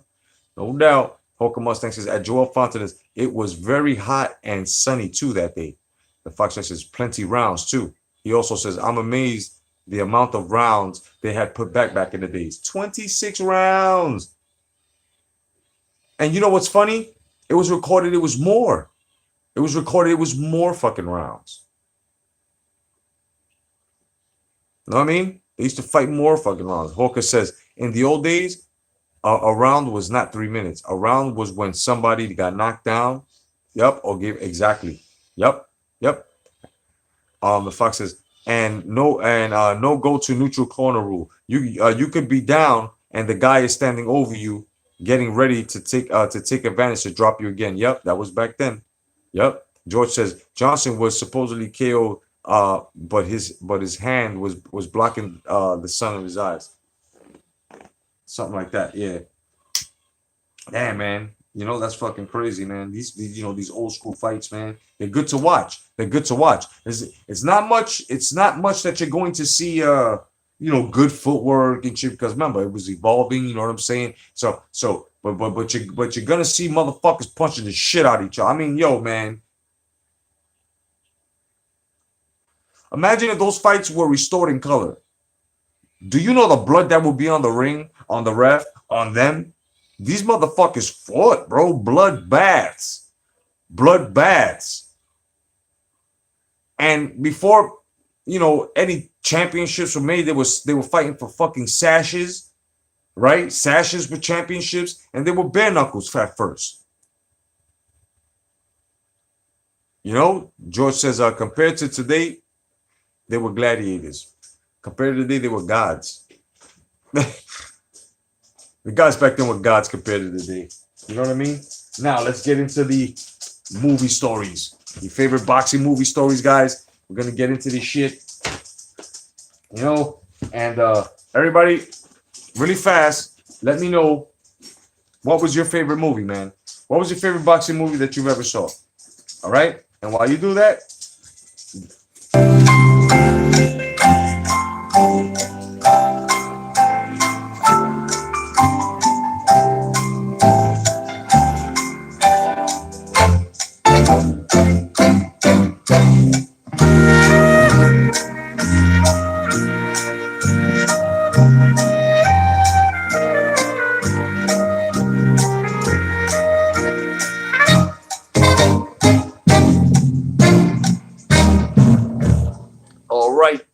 gentlemen, let's see. let's see. Let's see. The Fox Strike says the harder they fall. Humphrey Bogart. Ooh. Ooh. The Fox Strike also says Max Bear acted as the champ. Buddy Braddock in it. Okay. Joel says the Raging Bull. I shall give you more time.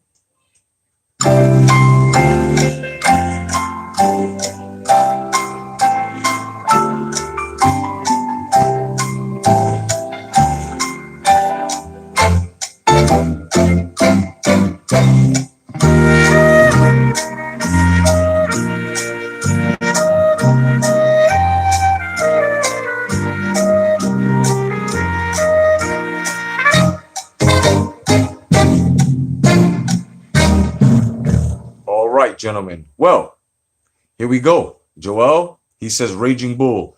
The Fox Strike says, but my favorite boxing movie is Rocky, though. Okay, no doubt. Polka Mustang says the first Rocky movie for me, I guess.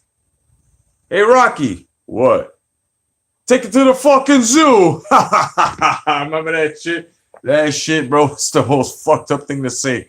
The Fox Strike says the harder they fall was meant to mimic some of Primo Carnera's, career.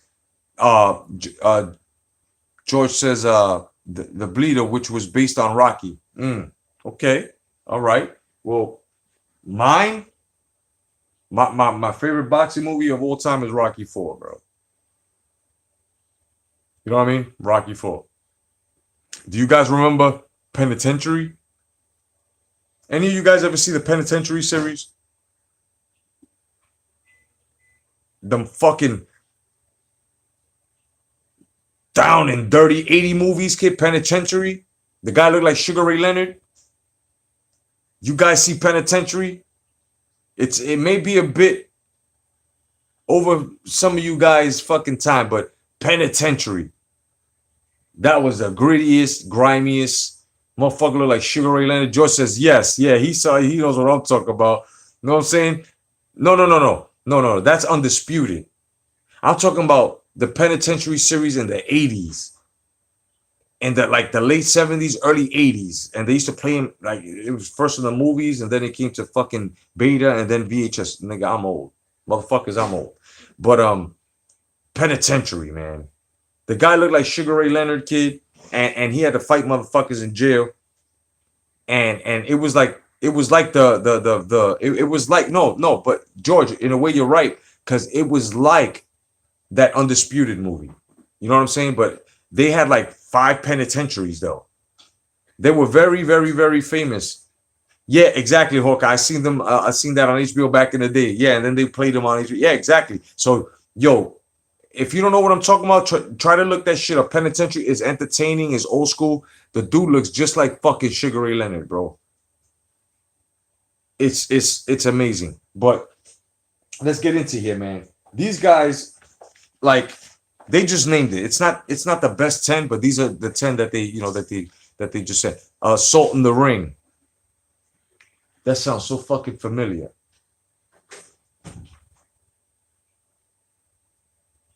Assault in the Ring. Was that with Ryan O'Neal? Fox? Not really sure. All right, so now these are the boxing movies that they feel like, okay, one's called The Hammer.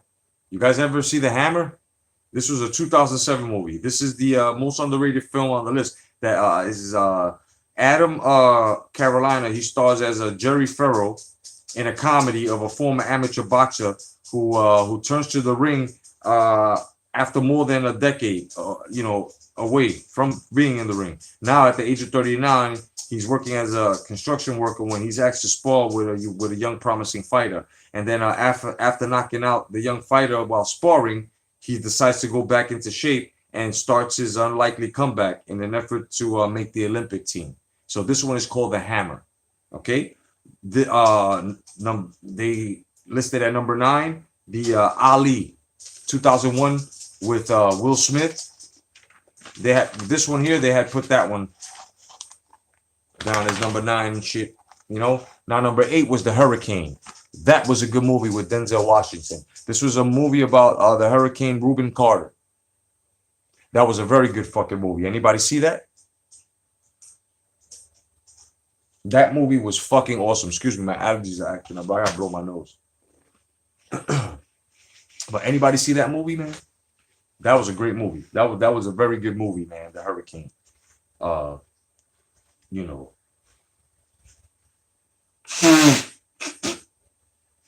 So it's a very strong story about, his conviction being overturned, that shit was very good. Red Glove says, I saw The Hurricane, no doubt. That was a good movie, bro. Very good movie. The Foxtrot says, always heard of it, but didn't see it. Check it out, brother. Check it out, man. Check it out, bro. It's very good. He also says Ali 2001 didn't have a bad ending. No, it didn't. I mean, it was the life of Ali. But I feel that the next one is going to be the Ali. If they make one, I'm not even sure if it's in the works, but it's going to be the Ali. Fucking, it's going to be awesome. Now, number 7, they have The Champ, which is it was 1931. It was remade in 1979, and it's the original of the two. The remake is better remembered though. It starred Wallace Berry and Jackie Cooper and won an Oscar for the best picture in the tear-jerking story of a father staging a comeback to help retain custody of his young son. In the remake, John Voight, he played the title character and won and was nominated for an Oscar for his performance. Voight's son in the remake was played by a pre-Silver Spoons actor. I don't know if you guys remember this kid, but Ricky Schroeder. Okay, so go check that one out, The Champ. Then number 6 is The $1 Million Baby. That was a good fucking movie too. That was one of Clint Eastwood's best fucking movies, man. You know what I mean? $1 Million Baby, that shit won an Oscar too. It won an Oscar for Best Picture. 2 Oscars, as well as Best Acting. The $1 Million Baby, go check that shit out. Number 5 was Cinderella Man, 2005. That was a very, very good movie. Yeah, Foxtrike. That movie had a very sad ending, man. It's not a spoiler, guys. No, it's not, because I didn't fucking tell you exactly the way it ended. You know what I'm saying? But no, that's what I'm saying. No spoiler, no spoiler, no spoiler. I didn't tell you guys. I didn't tell you guys how. I just said it's sad, but I didn't say how.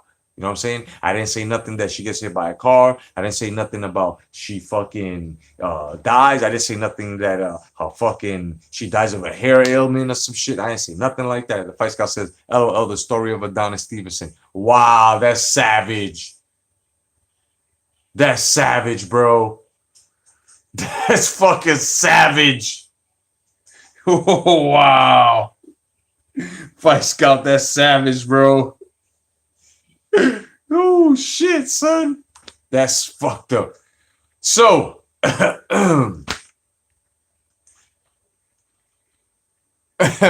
Red Glove says, thanks. Snaps his finger and she dissipates. Thanos. Hulk Mustache says, yeah, $1 Million Baby was so sad. Let's move on, man. Now, number 4 was The Fighter in 2010. And this was a remake of Mickey Ward. I know you guys saw that. And it won an Oscar. It was nominated for Best Picture. The third one was When We Were Kings in 1996. This was the documentary. I remember this, where the Fugees had the soundtrack of The Rumble in the Jungle. This was a documentary of The Rumble in the Jungle. I remember this. And that was a good documentary. 1996, because I didn't know all that shit went on behind closed doors and shit behind that fight. Hawker says at the Fight Scout, you're gonna make low place cry. It's fucked up, son. So you guys are savages, bro. You guys should grow beards, wear sunglasses, and rock bandanas, kid. You guys are savages. So yeah, When We Were Kings. That was a great documentary, man. That was number 3. Coming in at number 2, basically the whole Rocky franchise, kid. And you know what? I'm gonna take away from 1976 to 2006. I'm gonna add on to 2019, son. I mean 2018. So it's from 1976 to 2018. Because the Creed series so far has been fucking good, man. The Creed series has been good. And all the Rockies were good. Even that corny ass Rocky 5, kid. Even with Tommy Gunn, it really doesn't. I mean, what more could you have expected in the mid 90s when shit was dry? That was when we had a dry spell. We had a dry spell in basketball. We had a dry spell in first of all, we had a dry spell in sports in the mid 90s. We had a dry spell in movies. We had dry spell in everything in the mid 90s. You know what I mean? Fight Scout says Against the Ropes 2004 was decent. I got to check that one out. They don't have that one up. If you guys know any more boxing movies, throw them up. Southpaw was pretty good. There was a little bit of overacting, but it was pretty good. Yeah, that was pretty good. And the number one is talking to me. Huh? You talking to me? Yeah, I'm talking to you. You talking to me? That's right. Raging Bull by Robert De Niro. That's right. But this is a great picture. That's a great picture, man. But Robert De Niro, man. Yeah, Raging Bull, bro. He played Jake LaMotta. You know what I'm saying? He played Jake LaMotta. And basically this movie basically cleaned house at the Oscars. You know what I'm saying? Now, they also mentioned other fucking fight movies to see. And I'm going to go through a little list there. So you guys, if you want to grab a pen and paper real fast so you can go for reference, this is going to show you exactly what it is. Okay? Foxroy says bleed for this. Red Glove Military says grudge match wasn't in there. I have he says just kidding. Well, I'm going to go through a list because it says here also worth seeing. So it's a list of about maybe 10 of them more, so you guys can check it out. Check it out. So they also recommend On the Waterfront, 1954 movie. Somebody Up There Likes Me, 1956 movie. Diggstown with Louis Gossett Jr. That was a badass movie. Diggstown was no joke, kid. That's a fucking movie. That's one of my favorite boxing movies too, man. Diggstown. Straight up. Grudge Match was pretty good too. Diggstown, though. Who saw Diggstown? Diggstown was one of my favorite movies, man. Louis Gossett Jr., man, no doubt. They also got Tyson, 2008. Requiem for Heavyweight, 1962. Rocky Marciano, 1999. The Boxer, 1997. The Great White Hype. That shit was one of the funny-ass movies, too, bro. That shit was hilarious, man, with Damon Wayans and that actor. Forgot his name, man. That shit was a funny ass movie, bro. Hands of Stone was pretty good too. Hands of Stone was pretty good. I just saw that about 3 months ago. Red Glove says it was good, but it's not on the level of some of these movies though. Facts. The Fox Strike says, although this was a comedy, but the boxing movie. Yeah, man. Yo, Diggstown. See Diggstown. That shit was good. And The Great White Hype. That shit was fucking hilarious too, man. You said read my mind. Fox said Sam Jackson was in it too. Yeah, bro, The Great White Hype. He was like, I like when he shut him down. He says, "Shut the fuck up." He looked at him like, "Yo," he says, "Just shut the fuck, just shut the fuck up." Yo, he had me dying. All right, so The Great White Hype. Where we at? The Great White Hype. Gladiator, for some reason they put in there, and Resurrecting the Champ, 2007. So that's what they have. Now I'm gonna do before we get into the movie talk, because there's some shit to talk about with the movie reviews and shit and the updates. I want to do a quick 2-minute review for you collectors out there, real fast. And this is the Return of the Jedi speeder bike drone. Okay, and it's pretty cool, man. You know, it's pretty cool. As you can see, it's a drone. It's made of foam, you know, hard plastic. You know, I have yet to fly this shit. I don't have time, but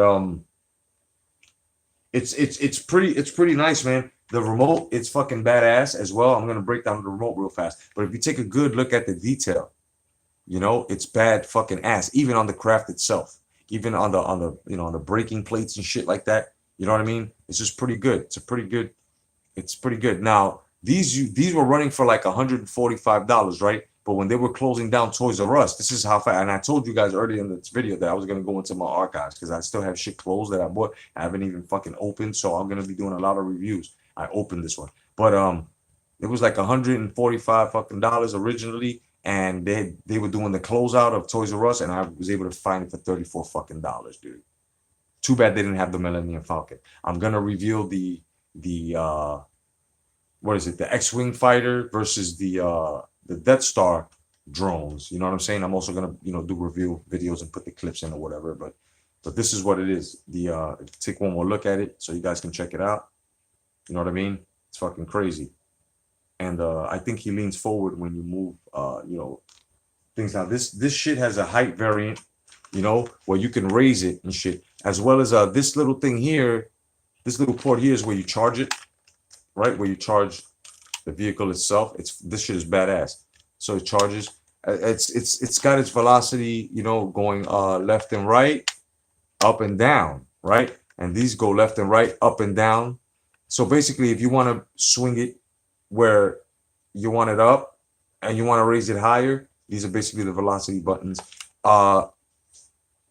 This gives it sort of like a turbocharge. It moves it forward, like it springs it. It makes it go faster. It's badass, bro. It's just like a speeder bike. It has everything.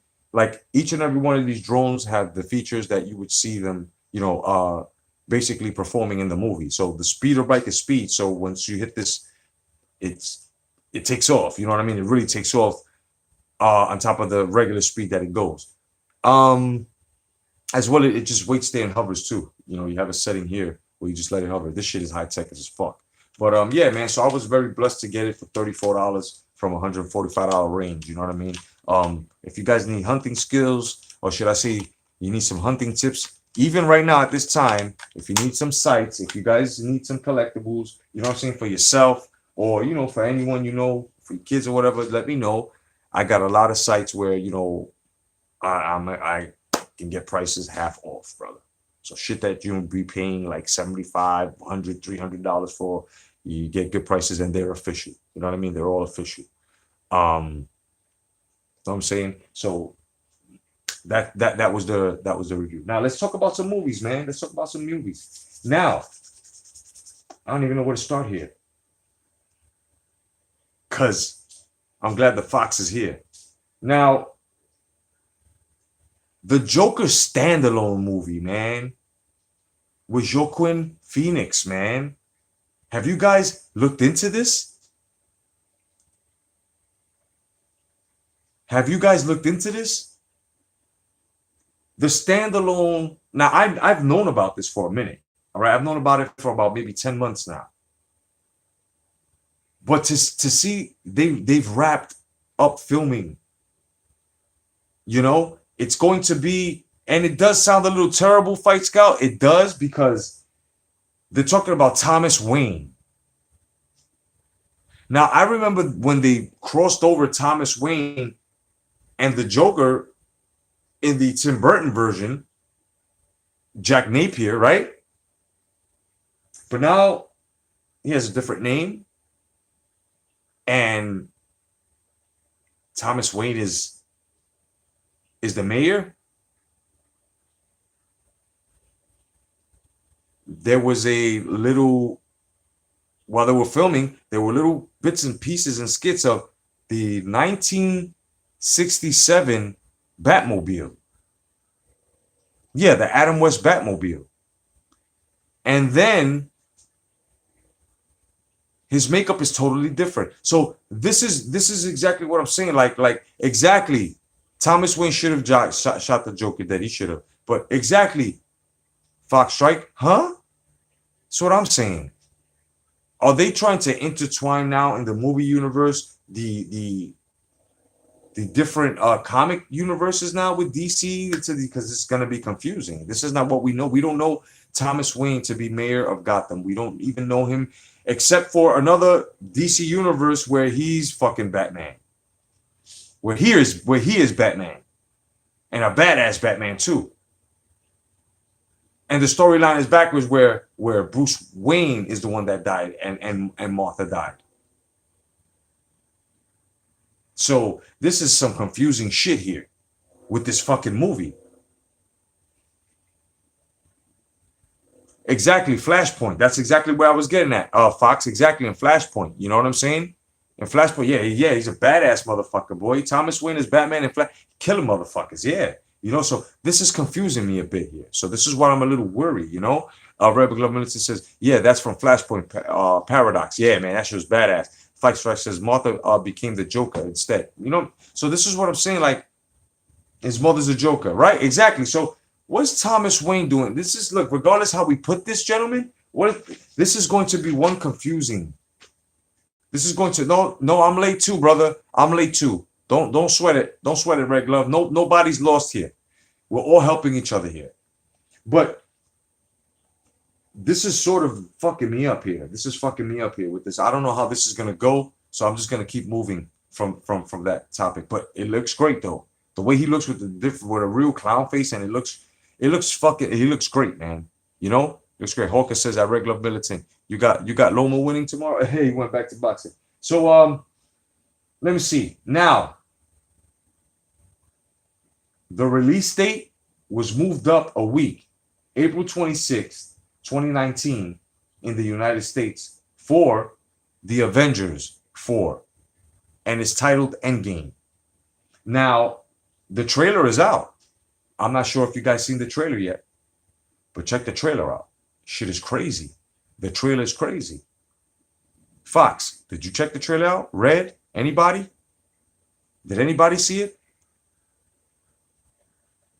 You got to check that shit out. It's out. Red Glove says, at Hulk Mustang, yeah, I don't see Pedraza beating him. Fox says, I like the trailer. The trailer was good, man. It's making me think. But they've already had, like, listen, if this is going to consist of time travel via, what's that shit zone? What's that shit zone that they get lost in? That Ant-Man was you know, it's crazy because it's like being lost in the shirt, in the fabrics of the shirt. So how can you time travel from something like that?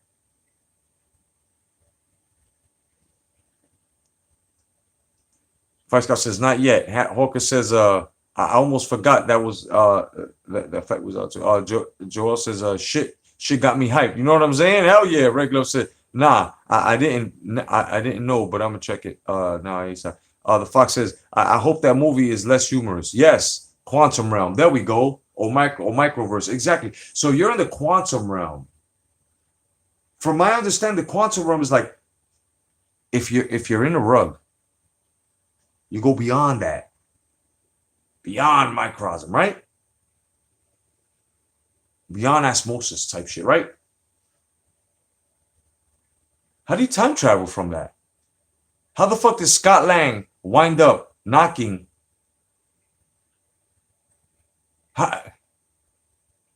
Now, they've been ruining it with this time travel shit. I don't see it. I don't see that. Fox says in Ant-Man and the Wasp, Scott was warned to avoid time traps while in there. He also says, but he'll have to use them to help the Avengers to deal with the gauntlet effects. See, but that's the thing, though, man. Like, if they time travel, what about the body? What about the doubles? See, because that's a rule in all movie universe. You will see your double if you time travel. Number one rule is do not let yourself see yourself. because you will fuck up the whole, you know what I'm saying? You will distort the whole time, you know what I'm saying? The reality, right? So we got to think about it like this, gentlemen. Shit, man. What the fuck's going to happen here?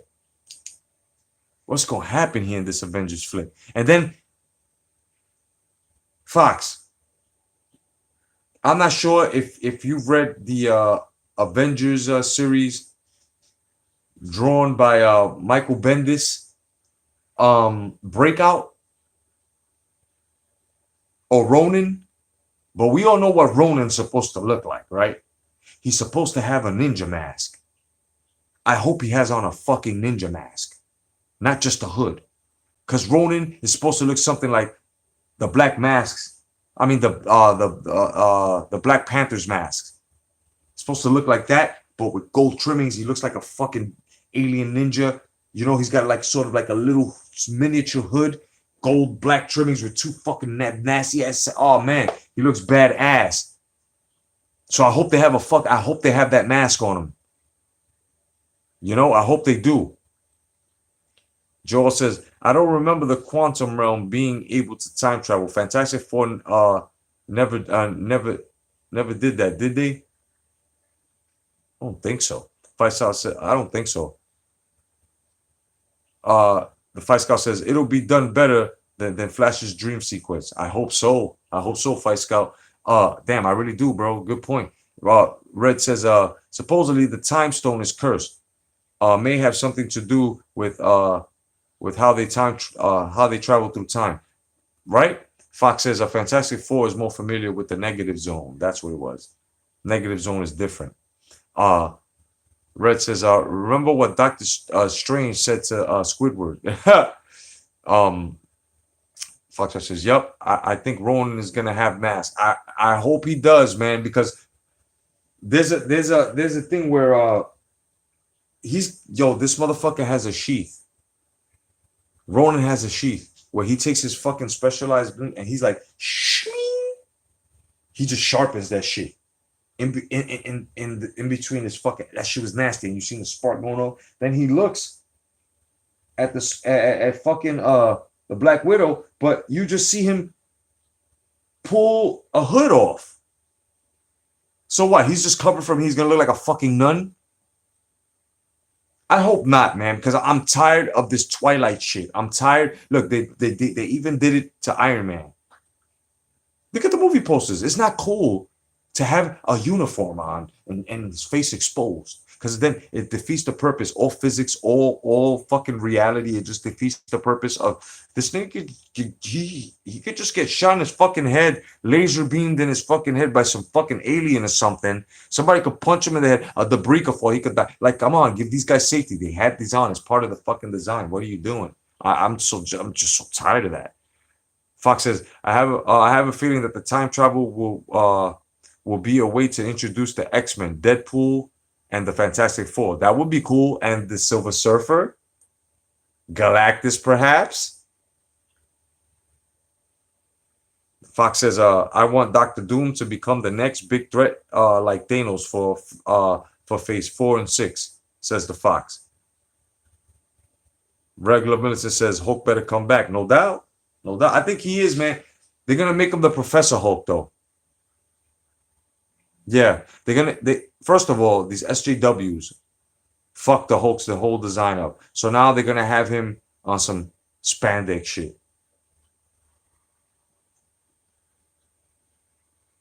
Now they've been talking about that design along with everyone else's is gonna be because it's part of time travel, whatever, or when they go to the quantum realm or whatever. The Hulk, I don't mind him being smart. As smart as he was in Thor Ragnarok, I don't mind that. And yes, in the comic books, we do have a smart Hulk, which was fucking great as well. But now, to dress the Hulk like a professional wrestler, because the SJWs feel that his chest is too exposed, is some fucked up shit, man. That's some fucked up shit. Fox Strike says, thanks to some movie politics between Marvel and Universal Studio, we still don't have a Hulk solo movie in a decade. I know, man. I know. And that's fucking sad. That's fucking sad. That's terrible. You know why it's terrible? It's terrible because the Hulk, all of the Hulk movies that we have seen and witnessed, right? All of these Hulk scenes were great. All these movies were great. They were good. Even Ang Lee's fucking gay ass Hulk with jumping in the air and he's fluttering and shit in his hair, going through his fucking gamma radiated locks and shit. Like who gave a fuck? We didn't want to see that. That shit was so watered down in PG that there weren't even explosions on the helicopters. That when they landed at such a high impact, it was just smoke. No blood. That Ang Lee shit. But that was the first Hulk movie. Right? Then when the Ed Norton Incredible Hulk came out, that shit was fucking awesome. That's where Tony Stark and everything, boom. They kept the Hulk on.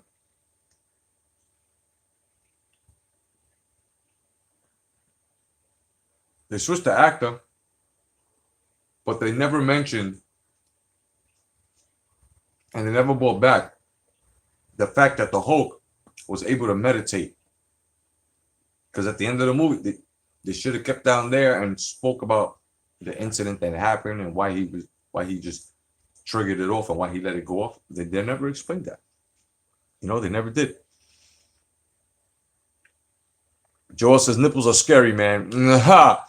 Red Glove says, since we are on this subject, I think Tika Waititi should direct Guardians 3 since they fired James Gunn. Yeah, man. Yeah. Hawker says, I heard Marvel Comics is gonna invest 1.8 billion into a weed farm. I hope so. And I hope that they call it the Hulk.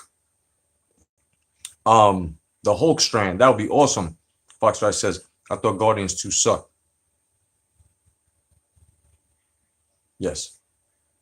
It was too trying to give it too retro-y, you know, it failed miserably. Fox says, OD'd on the comedy in there. Exactly. Joe says, I think Ed Norton I liked Ed Norton as the Hulk. Yeah, I did too. The Fight Scout says, Ed Norton tried to change the script. That's why he's not in the Hulk anymore. Exactly. You know, he fucked up. Foxtrot says, they completely forgot Betty Ross this past decade. They sure did. They sure did forget about the Hulk's girl. That's crazy.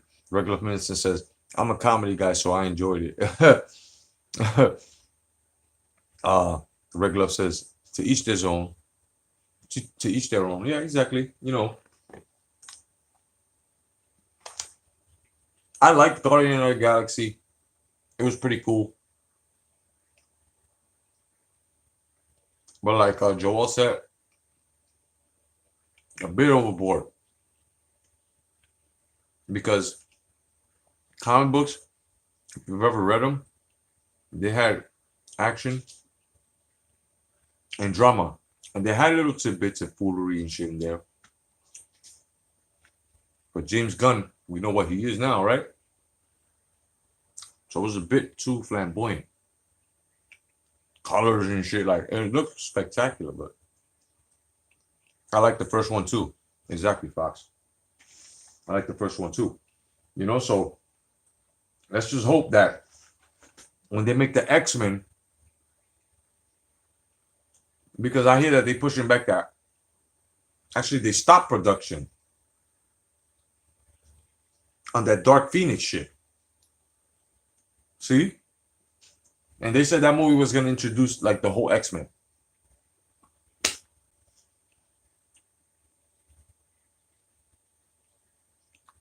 Oh, my bad, Joel. My bad, Joel. Fox Strike says, like with Infinity Gauntlet, like with Infinity War. Loved it. But with the occasion being so serious, they could have lowered the humor. Exactly. Dark Phoenix looked like it was gonna suck maybe. Yeah. hmm They made it seem like the biggest mistake they did was put the trailer out and then cancel it. They made it seem like this bitch had a problem. She had a mental problem, and every time she fucking she gets triggered, this bitch won't kill everybody with the shape of a phoenix. That's what they make that bitch look like. Welcome Mustang says, you've been working out for your fight. That ain't gonna want him. He's over here splicing videos. He don't want him, bro. He's a piece of shit. He's a fan. He goes, Red Glove says, I'll be beating my dog. Be listening though. No doubt. What's up, doggy? How you doing, doggy?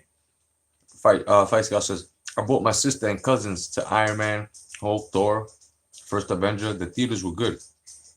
Then the series blew. Up and it's packed and hard to get tickets. Yeah, man. Yeah, Fight Scout. It is. Fox says, I prefer the comic version of the Phoenix as a cosmic entity. Yep. Yep. Oh, the Fox says, over it being another personality of Gene. Exactly. Hulk Mustang says, at regular militant, what type of dog do you have? The Fox Strike says, I had to get 2 tickets before 2 weeks before Infinity War. Wow, man. Oh yeah. See, a brother like me, I just wait. I'll wait 2 weeks. Busy anyway, but I'll wait 2 weeks. I will wait 2 weeks. And just sit comfortably with like me and my wife. And you got like 4 or 5 other motherfuckers, you know what I'm saying? No family or a couple or something. And we're sitting in these new fucking seats where they're fucking recliners. They're like leather and shit, first of all. Second, you hit and it goes back and shit, retracts so your feet go up and shit. And shit is fucking awesome. It's great, man. You know? And you pay matinee prices. It's fucking awesome. You just gotta hunt. That's all it is. You gotta hunt for your theaters. But you know, tomorrow we got fights, you know, and I'll probably come on before the fights and shit, you know. And if I don't come on before, if you guys don't get, then I'll probably come on after the fights. You know what I'm saying? And we can talk about it. You know what I mean? But otherwise than that, fight fans, this has been your Late Night Boxing Talk Friday edition. I hope you guys had fun. I surely did, man. You know what I mean? And peace to the uploaders out there. Keep doing your good work, man. Your good job. Remember, got a lot of motherfuckers out there that hate us. You know, we got a lot of motherfuckers that hate us. So the best thing for us to do is take that energy, filter it out, and turn it into positive energy. This has been a great week so far with these lives with you guys. You know what I mean? And I'll probably make it a habit. You know what I mean? If I don't, you know, I'm not change my schedule or whatever, you know, as to what I have to do. But otherwise than that, brother, it's more than likely that, you know, you get a regular hangout like this, you know, because a lot of people ain't doing it. You know, just make sure that you put everybody on, you know, put people on, tell them to come in a respectable manner, you know, let them know that, you know, this is grown ass people, you know. Otherwise than that, guys, you guys have been great. Peace to the new subs, man, as well, man. I hope you've been liking the show, and peace to the guys that have been sticking with me since the beginning as well, man. You know what I mean? Otherwise than that, I'm Jay Cotto, your boy. Tell the truth within the sport of boxing. This has been Late Night Boxing Talk at the Boxing and Jedi's Tavern, man. You guys have a great Friday, man, and chill out. And thank you for joining me, man. God bless. Stay vigilant. Peace.